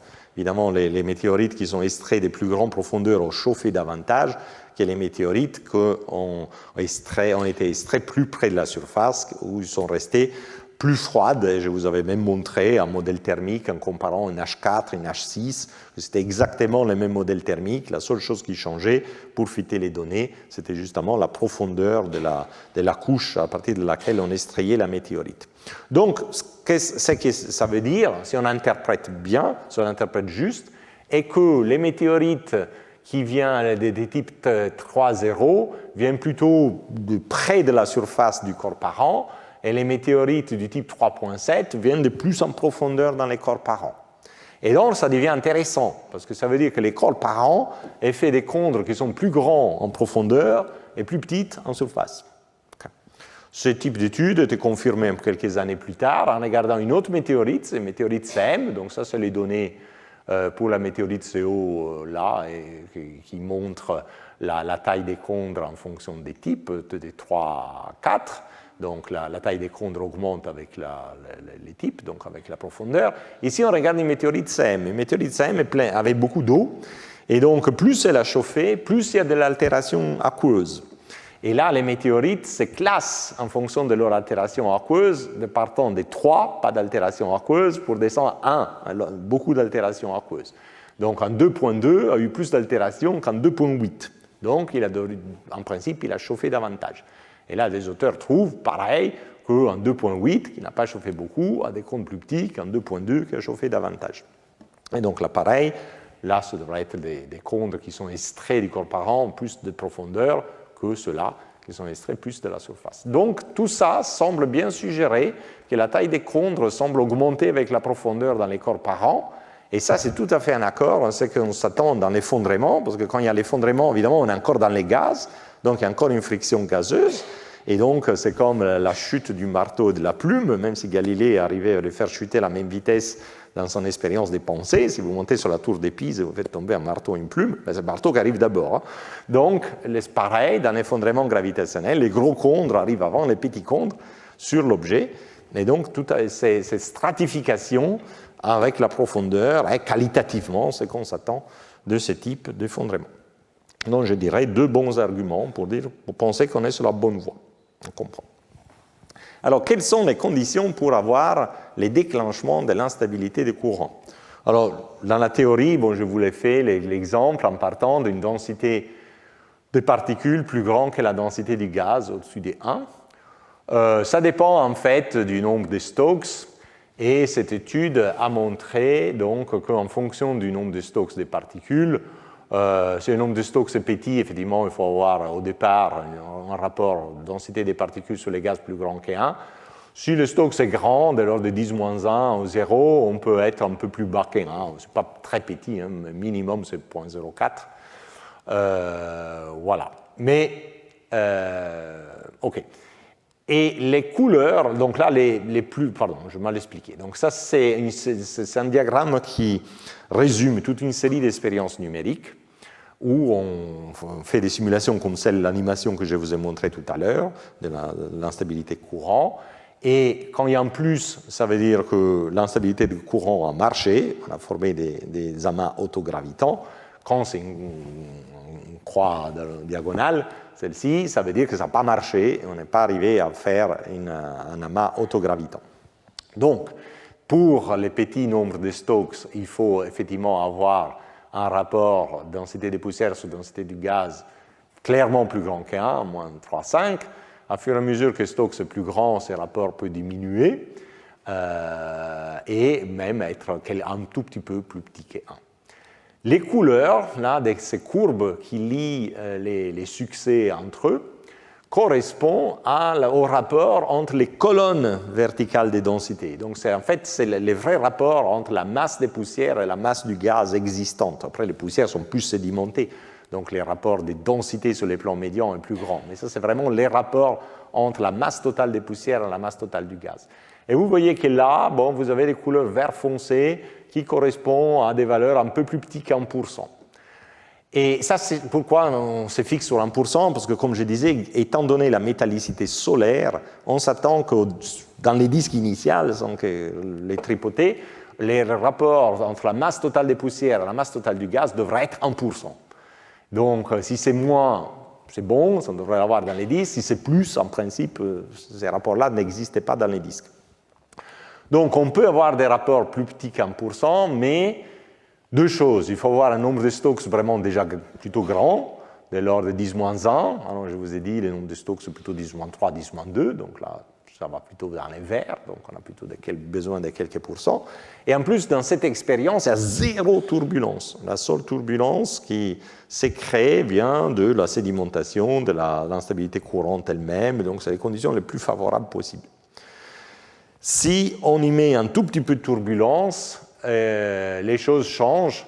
Si déjà l'alpha est 10-4, même si le nombre de Stokes est 10-1, donc celui qui était suffisant pour faire voilà, l'instabilité avec un rapport de densité volumétrique de 0,4 et des colonnes de densité de 0,06, ben là, on commence déjà à 10-4 à avoir besoin d'un rapport de colonnes de densité de 2%. Et là, on arrive à faire un peu l'instabilité courante. Vous voyez les filaments qui commencent à se montrer. Mais si la densité, la viscosité augmente un peu, de 10-4 à 10-3.5 ou 10-3, ben, il n'y a plus d'instabilité courante du tout, il n'y a pas de filaments qui se forment. Si on prend donc cette viscosité intermédiaire et on veut avoir des filaments, il faut monter encore le rapport poussière sur gaz. Au lieu de 2%, ce n'était pas suffisant, il faut 3,2%. Bref, ça c'est le résultat, une série de résultats dont on montre pour différentes viscosités du disque. En noir foncé, c'est les simulations qui ont marché, qui ont formé les amas autogravitants des poussières, selon les nombres de Stokes des poussières et les rapports initial poussière sur gaz en colonne de densité. Et les ronds blancs, c'est les simulations qui n'ont pas marché. Et donc, comme vous voyez, voilà, il faut avoir un rapport poussière sur gaz, même dans les disques les moins visqueux, de l'ordre de 2%. Et encore plus si Stokes est petit, comme probablement il l'est. Donc, 1%, ça ne marche pas trop. Et donc, ça, c'est un problème. Si on veut avoir l'instabilité des courants, il faut que la quantité des poussières soit 2-3 fois la densité du gaz divisé par 100, toujours intégré verticalement. Et les soleils, normalement, ben, on devrait avoir une quantité de poussière qui est les gaz divisé par 100. Donc on est en dessous du seuil pour l'instabilité. Donc comment est-ce qu'on peut faire des planétésimaux? Ben, il faut que par quelques mécanismes, quelques endroits il y ait au préalable une accumulation de poussière à certaines distances de l'étoile. Évidemment, si des poussières s'accumulent à certains endroits, vu qu'on a un budget fini des poussières, la quantité de poussière doit diminuer ailleurs, donc on s'éloigne encore plus du seuil. Et donc, initialement, on peut faire l'instabilité courante seulement à quelques endroits, donc à quelques distances spécifiques de l'étoile. Il faudra après comprendre lesquelles, on verra plutôt la semaine prochaine. Mais donc, on forme les premiers planétésimaux à des anneaux distincts. On ne peut pas former les premiers planétésimaux partout dans les disques. On n'a pas assez de poussière, en fait. Donc, si on peut faire les planétésimaux rapidement, on peut les faire seulement à quelques endroits sélectionnés. Ensuite, une fois qu'on a formé les planétésimaux, les planétésimaux capturent des poussières. Donc, même là où on a pu former les planétésimaux, la densité des poussières redescend en dessous du valeur des seuils. Et la formation des planétésimaux s'arrête. Et ici, on ne peut rien faire parce qu'on est trop loin du valeur des seuils. Mais à la fin, les gaz disparaissent parce que les disques de gaz durent 4-5 millions d'années, disparaissent par faute d'évaporation. Donc, quand la densité des gaz diminue, si on a piégé les poussières, et les poussières n'ont pas dérivé dans l'étoile, mais ont été piégées par exemple dans des maxima de pression, donc c'est pour ça que je l'ai mis en noir, c'est vraiment la condition que les poussières soient préservées, ne soient pas tout perdues dans l'étoile par dérive radiale. À un moment donné, le rapport poussière sur gaz dépassera les valeurs des seuils partout. Donc ça, c'est un schéma très qualitatif. Okay. Mais qu'est-ce que ça veut dire? Ça veut dire que nécessairement, si tout ça est correct, on a deux générations de planétésimaux. On a peut-être une génération de planétésimaux qui peut se faire très vite, mais pas partout. Et ailleurs, il faut attendre. Il faut attendre que les gaz s'en aillent. Donc, on s'attend à deux générations de planétésimaux. Et qu'est-ce que nous disent les météorites? La même chose. Quand on a deux générations de planétésimaux, on a des planétésimaux, des météorites achondritiques, comme les météorites de fer, qui viennent des planétésimaux qui se font très vite, dans un premier million d'années, et on a des planétésimaux, les corps parents des chondrites, qui sont très tard, après 2 millions d'années. Et on avait même dit, peut-être, qu'il y a même une pause entre les deux, et cette pause n'est pas tout à fait inconcevable quand on regarde ces schémas. Bien sûr, c'est qualitatif. Mais, encore une fois, on est dans la bonne direction. Donc maintenant, on peut se dire, OK, donc toute la clé est qu'à un moment donné, il y ait des maxima de pression qui apparaissent dans les disques pour préserver les poussières. C'est vraiment la condition sine qua non pour faire des planétésimaux tardifs. Sinon, si je laisse dériver mes poussières, en 1 million d'années, on les a perdues dans l'étoile. Donc, regardons ce qui se passe dans ces maxima de pression, quoi qu'il soit leur origine. Donc, comme je vous ai dit au départ, donc si on a un maximum de pression, c'est lié à un maximum de la densité du disque. Les poussières tendent à s'accumuler autour du maximum de pression en formant une belle gaussienne dont la largeur est typiquement plus petite que la largeur de la gaussienne de pression par ces facteurs-là. Donc ça, c'est la largeur de la gaussienne de pression, ça, c'est la largeur de la gaussienne des particules, et ça, c'est le fameux facteur alpha sur le nombre de Stokes. En réalité, vu que maintenant on est intéressé au grand rapport poussière sur gaz, qui à un moment donné doit avoir lieu quand le gaz disparaît, il faut tenir compte que les coefficients de diffusion, qui dans les gaz est alpha h oméga, h carré oméga, c'est réduit de ces facteurs-là, qui est le rapport de densité entre les gaz et la somme gaz plus poussière. Si on a très peu de poussière, ce rapport est unitaire, donc ρ est négligeable, ce rapport est unitaire, donc c'est ce que je vous disais au départ. Mais quand on commence à s'intéresser à un rapport gaz sous poussière sur gaz, ou gaz grand, donc gaz sous poussière petit, la diffusion est amortie. Et forcément, c'est une question d'inertie. Les gaz, qui avant juste diffusaient quelques particules, mais la masse totale des particules à diffuser était négligeable par rapport au gaz, maintenant doit bouger une grande quantité des poussières par rapport au gaz. Et donc il y a une inertie, et donc évidemment la capacité de dispersion a affaibli. Si vous poussez une gomme, une petite poussée va donner une grande vitesse à la gomme. Si vous poussez une voiture, la voiture ne bouge pas, c'est une question d'inertie. Donc les gaz, quand ils doivent pousser beaucoup de poussière, évidemment moins efficaces, et donc le coefficient de diffusion s'est réduit de ces facteurs, et donc la largeur des poussières s'est réduite aussi de ces facteurs. Qu'est-ce que ça veut dire? Ça veut dire que au fur et à mesure que mon gaz diminue, ben, ces facteurs-là diminuent. Et donc, la gaussienne des poussières devient plus concentrée. Et vu que la masse totale des poussières est la même, la gaussienne devient plus piquée. Donc, j'ai blink. Hein, là, c'était une plus grande, même quantité de poussière, une plus grande étendue de la gaussienne. Et donc, ici, c'est une plus petite étendue de la gaussienne. Et donc, la densité centrale augmente avec la diminution du gaz. En même temps, vous avez aussi la sédimentation verticale. Pour la sédimentation verticale, c'est la même chose. La densité des poussières sur les plans médians est liée à la colonne des densités des poussières divisée par l'échelle d'auteur de la couche de poussière. Et cette échelle d'auteur de la couche de poussière est égale à l'échelle d'auteur de la couche du gaz, fois ce fameux rapport racine carrée d'alpha sous Stokes, fois ces rapports d'amortissement.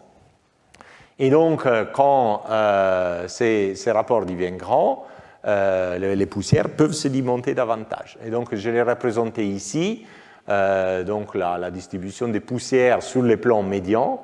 Je l'ai multiplié par ces facteurs pour que, quand la densité des poussières est inférieure à la densité du gaz, les deux courbes coïncident. Mais quand la densité des poussières est plus grande que la densité du gaz, ben, il y a une sédimentation additionnelle qui encore augmente la densité sur les plans médians.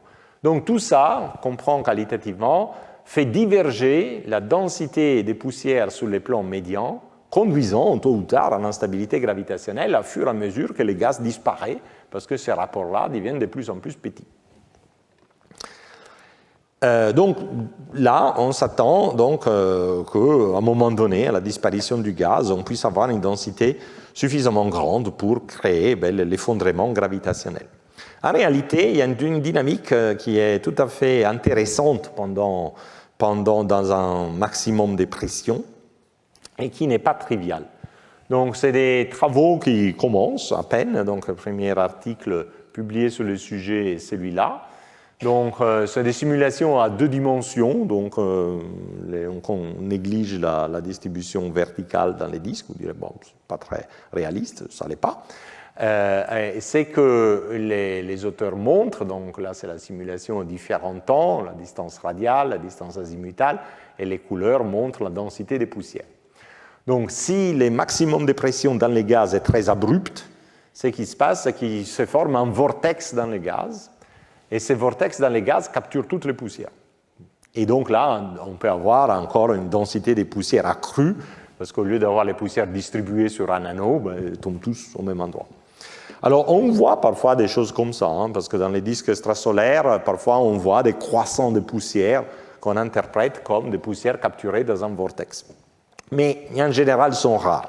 La plupart des fois, on voit juste des anneaux de poussière et pas des croissants de poussière. Donc, pour avoir des anneaux de poussière et pas des croissants de poussière, il faut que les maximums de pression ne soient pas très abrupts. Et dans ces cas-là, on reste bien avec un filament.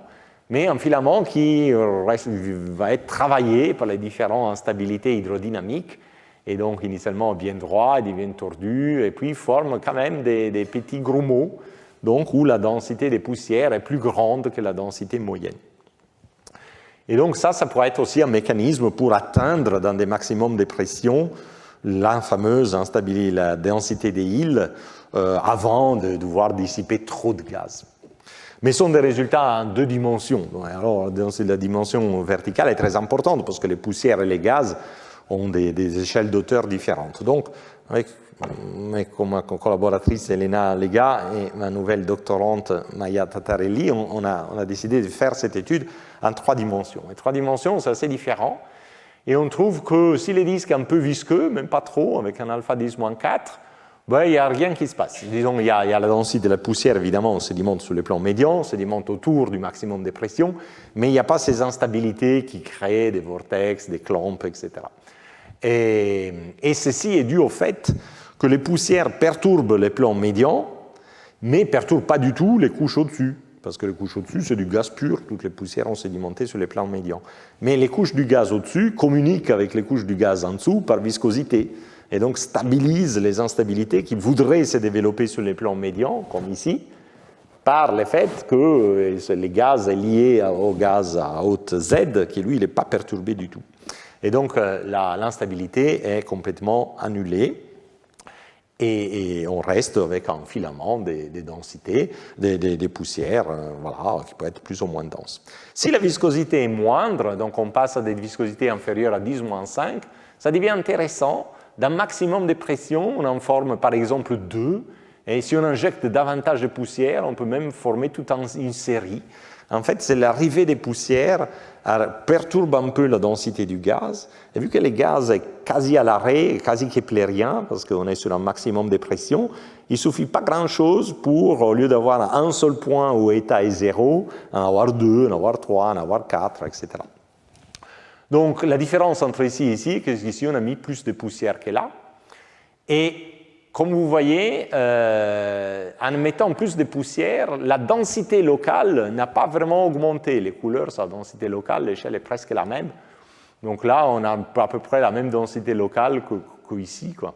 Donc, on a mis beaucoup plus de poussière. On n'a pas gagné grand-chose en densité locale parce qu'on a une accumulation de poussière sur plusieurs filaments plus larges. Okay.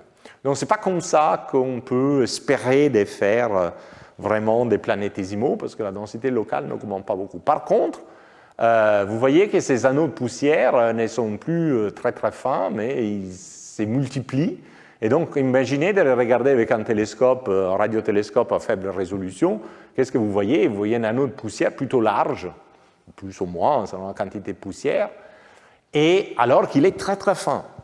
Mais c'est exactement ce qu'on voit. Vous vous souvenez qu'on avait vu que la largeur radiale des anneaux est beaucoup plus grande que leur épaisseur, ce qui avait fait jusqu'à présent penser que la turbulence des disques est anisotropique. Elle est plus forte radialement que verticalement. Nous, on trouve qu'en fait, non, il ne faut pas une turbulence anisotropique. C'est simplement le fait que l'épaisseur de l'anneau est due à la turbulence et l'étendue radiale de l'anneau n'est pas due à la diffusion. Et dû au fait que les poussières arrivent à perturber suffisamment les disques pour multiplier les points d'arrêt, les points d'accumulation et créer donc un anneau relativement large. Bon, c'est une hypothèse de travail. Donc, si on ne peut pas faire des planétésimaux tout de suite, parce qu'il n'y a pas vraiment des très gros grumeaux, des très gros amas qui se forment, ben, il faut commencer à réduire les gaz. Et si on réduit les gaz, si dans les cas de disques visqueux, on ne voit pas vraiment d'instabilité apparaître, donc on s'attend qu'il y ait une contraction radiale et verticale, et donc asymptotiquement, la densité des poussières sur les plans médians augmente comme les rapports poussière sur gaz à puissance 3, et vu qu'on élimine les gaz, ce chiffre va devenir très grand. Alors, dans les simulations, on n'observe pas ces scalings-là, on observe la densité qui augmente, mais pas si vite. Mais on pense qu'on est limité par des questions de résolution du code. Donc, une fois que les poussières ont sédimenté suffisamment, si la résolution n'est pas suffisante, ben, elles arrêtent de sédimenter. La contraction radiale prend du temps parce que l'état est très petit, donc la simulation n'est pas suffisamment longue. Bon, voilà. Mais que de toute façon, la densité des poussières augmente. Si les disques ont très peu de viscosité, à la disparition du gaz, on commence à voir ces instabilités qui se manifestent. Donc, les filaments se cassent en différents amas de poussière à densité plus grande que la densité moyenne. Et ceci rajoute un autre facteur, masse sur les poussières, sur la masse du gaz, racine carrée. Donc, ça devrait converger plus vite vers une instabilité, vers la densité des îles et donc une instabilité gravitationnelle. Bref, c'est clair que la disparition du gaz est la clé. C'est vraiment la clé pour pouvoir atteindre sur les plans médians une densité de poussière plus grande que la densité des îles. Et donc, ça veut dire que ces fameux planétésimaux tardifs, qui sont dus à des poussières piégées dans des maxima à pression, disparaissent, se forment vraiment quand les disques disparaissent. Alors, est-ce que c'est vrai ? Alors, je rebondis sur la magnifique conférence de Clara Morel qui nous avait montré les données du paléomagnétisme. Les données du paléomagnétisme tracent l'existence d'un champ magnétique à un moment donné, le moment où les matériaux, les grains ferromagnétiques descendent sur la température de Curie, et les champs magnétiques et les champs attachés au gaz du disque. Donc, s'il y a un enregistrement du paléomagnétisme, ça veut dire qu'il y avait encore les gaz, il y avait encore les disques. S'il n'y en a pas, ça veut dire que le disque avait disparu. Qu'est-ce qu'on voit? On voit là, ça c'est en jaune, c'est les données pour les chondrites ordinaires. Et donc on a des différents minéraux ferromagnétiques. Les minéraux ferromagnétiques qui refroidissent vers 2 millions d'années enregistrent un champ magnétique assez fort, mais ceux qui refroidissent entre 3 à 4 millions d'années ou à 5 millions d'années n'enregistrent rien. Là, c'est une flèche vers le bas, ça veut dire que c'est une limite supérieure, le champ magnétique n'est pas enregistré. Et dans mon cours numéro 5, avec les modèles d'évolution thermique, on avait conclu que les chondrites ordinaires et les chondrites en statite sont des planétésimaux qui se forment à 2 millions d'années.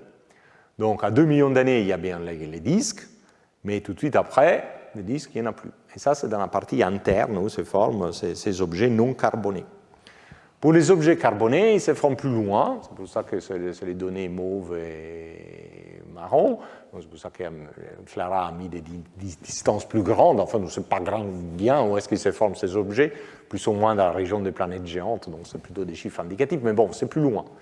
Et là, on a que les données, les minéraux ferromagnétiques enregistrent un champ magnétique jusqu'à 4 millions d'années et pas après. Et qu'est-ce qu'on avait vu en regardant les modèles de formation d'évolution thermique des chondrites CR et CM, des temps de formation entre 3,5 et 4 millions d'années. Donc là aussi, les planétésimaux se forment au moment où les disques disparaissent. Donc c'est bien en accord avec cette idée que c'est la disparition du gaz, celle qui fait la dernière génération des planétésimaux, donc les chondritiques, et donc du coup l'idée de la pause est tout à fait réaliste. Juste un mot sur la complémentarité chondre-matrice. J'avais introduit dans le cours sur les chondres, donc j'avais fait remarquer que si on regarde deux éléments qui ont une température de condensation comparable, comme par exemple le fer et le magnésium, et vous regardez le rapport fer-magnésium, celui-ci est différent dans les chondres et dans la matrice. Les chondres sont typiquement dépeuplés en fer et les matrices sont enrichies en fer. Par rapport au rapport fer sur magnésium, qui est la valeur solaire ou la valeur des chondrites CI, qui sont équivalentes au Soleil. Mais une chondrite est formée des chondres et des matrices. Et quand on met ensemble les chondres et les matrices de la même météorite, globalement, les rapports fer sur magnésium est bien les valeurs solaires. Donc c'est ce qu'on appelle la complémentarité chondre-matrice. Ça veut dire que le fer que les chondres ont perdu, c'est la matrice qui l'a ramassé. Jusqu'à là, ok. Mais ce qui est troublant, donc quand il y a un événement de chauffe qui transforme des grains en chondres, il puisse y avoir des éléments qui s'échappent, qui condensent après et qui vont dans la matrice, ce n'est pas particulièrement choquant. Mais ce qui est choquant dans la complémentarité, ça veut dire que la matrice et les chondres ont été accrétés par les planétésimales dans les bonnes proportions. Parce que par exemple, si mon planétésimal a accrété 90% des chondres fabriqués et 10% de la matrice, ben, du coup, quand je les mets ensemble et j'ai fait la moyenne, je ne serai pas sur la moyenne solaire, mais je serai un peu dans les domaines des chondres. Donc il faut que chondres et matrices soient accrétés dans les bonnes proportions. Et ça, c'est vraiment intriguant. Alors, une idée pour faire ça, par exemple, était proposée par Emmanuel Jacquet, collaborateur. Donc, il suggère que pour avoir les bonnes proportions, il faut que le rapport entre le nombre de Stokes et alpha soit beaucoup plus petit que 1. Et peu importe si le nombre de Stokes est différent pour les différents grains, si c'est toujours petit, ça veut dire que les grains sont toujours bien couplés avec les gaz, bien dilués dans les gaz, et donc dès qu'on prend un volume de n'importe quoi, c'est toujours les mêmes proportions. Mais malheureusement, si on a un rapport taux sur alpha beaucoup plus petit, ça veut dire quoi? Il n'y a pas de sédimentation, on n'est pas piégé dans les maxima de pression, on n'a pas de sédimentation sur les plans médians, on n'est pas piégé dans les maxima de pression, et donc on ne fait pas de planétésimaux. Si c'est vrai qu'on forme les chondrites dans les maxima de pression quand le gaz s'en va, ce qui compte, ce n'est pas l'alpha du disque, c'est un alpha corrigé par le rapport poussière sur gaz. Et l'effondrement a lieu quand le rapport entre le nombre de Stokes et cet alpha prime, donc l'alpha du disque corrigé, est plus grand que 1. Et donc, si des particules ont du taux F différent, ben là, on peut atteindre cette seuil avant de l'autre, et donc on n'aurait pas une accrétion proportionnelle entre les grains des condres, entre les condres et la matrice. Donc, il faut que les condres et la matrice aient le même nombre de Stokes. Alors, les condres, on l'a vu, c'est un truc presque millimétrique. La matrice, c'est un truc à grains fins, donc chaque grain est beaucoup plus petit. Mais ce qui est possible, c'est qu'en fait, ces petits grains des matrices forment des agrégats de matrices, et que ces agrégats de matrices aient le même nombre de Stokes des condres. Et c'est par magie, on a vu tout à l'heure que si la barrière à la croissance n'est pas la barrière des fragmentations, mais la barrière des rebondissements, tout évolue d'une façon naturelle vers le même nombre de Stokes, parce que c'est le nombre de Stokes qui donne la dynamique, et on doit arriver jusqu'à avoir ces vitesses de rebondissement. Donc je pense que, encore une fois, voilà, c'est plutôt la barrière des rebondissements qui doit être celle qui gère l'évolution des grains, et c'est dans cette voie-là qu'on peut comprendre, au moins qualitativement, cette complémentarité condomatrice, sur laquelle d'ailleurs pas tous les cosmochimistes sont d'accord. Donc peut-être on est en train de discuter de quelque chose qui n'est pas si solide que ça. Voilà, donc pour terminer, les points à retenir. Les poussières sédimentent vers les plans médians du disque et dérivent radialement. Alors initialement, quand les disques en expansion sont transportés vers l'extérieur, c'est le cas des CAI. Puis, les disques deviennent disques d'accrétion, les poussières commencent à dériver vers l'étoile jusqu'à être capturées dans des maxima de pression quand les maxima de pression se forment. La croissance des poussières est soit limitée par la barrière de rebondissement, soit par la barrière de fragmentation, mais si on compare avec toute une série de contraintes, je dirais, sans trop de doute, que c'est la barrière de rebondissement vraiment celle qui gère l'évolution des poussières et pas la barrière de fragmentation. Alors, dans la phase dans laquelle les poussières dérivent dans les disques, parce qu'il faut cette dérive des poussières par rapport au disque, c'est l'instabilité des courants, la streaming instability, qui peut faire des planétésimaux. Mais il faut porter ces rapports poussière sur gaz sur les plans médians plus grands qu'1, ce qui est difficile. Donc on ne peut pas le faire partout dans les disques, on peut le faire seulement à quelques endroits peut-être, et c'est dans ces cas-là qu'on peut faire des planétésimaux. Donc ça, c'est forcément la première génération des planétésimaux, ceux qui vont différencier sur l'effet de l'aluminium 26, parce que ce mouvement de poussière par rapport au disque a lieu dans la phase initiale du disque. Ensuite, il y a des maxima de pression qui devraient se développer par différentes raisons. Interaction avec les champs magnétiques, formation de planètes qui commencent à être déjà massifs, qui piègent les poussières dans les maxima de pression. Et là, il n'y a rien qui se passe jusqu'à quand les gaz commencent à disparaître sérieusement. Et donc, on peut former une deuxième génération de planétésimaux à peu près partout. Ces planétésimaux, tardivement, quand les gaz se dissipent. Donc, ces planétésimaux étant formés plus tard, ne fondront pas, donc seront les parents des chondrites.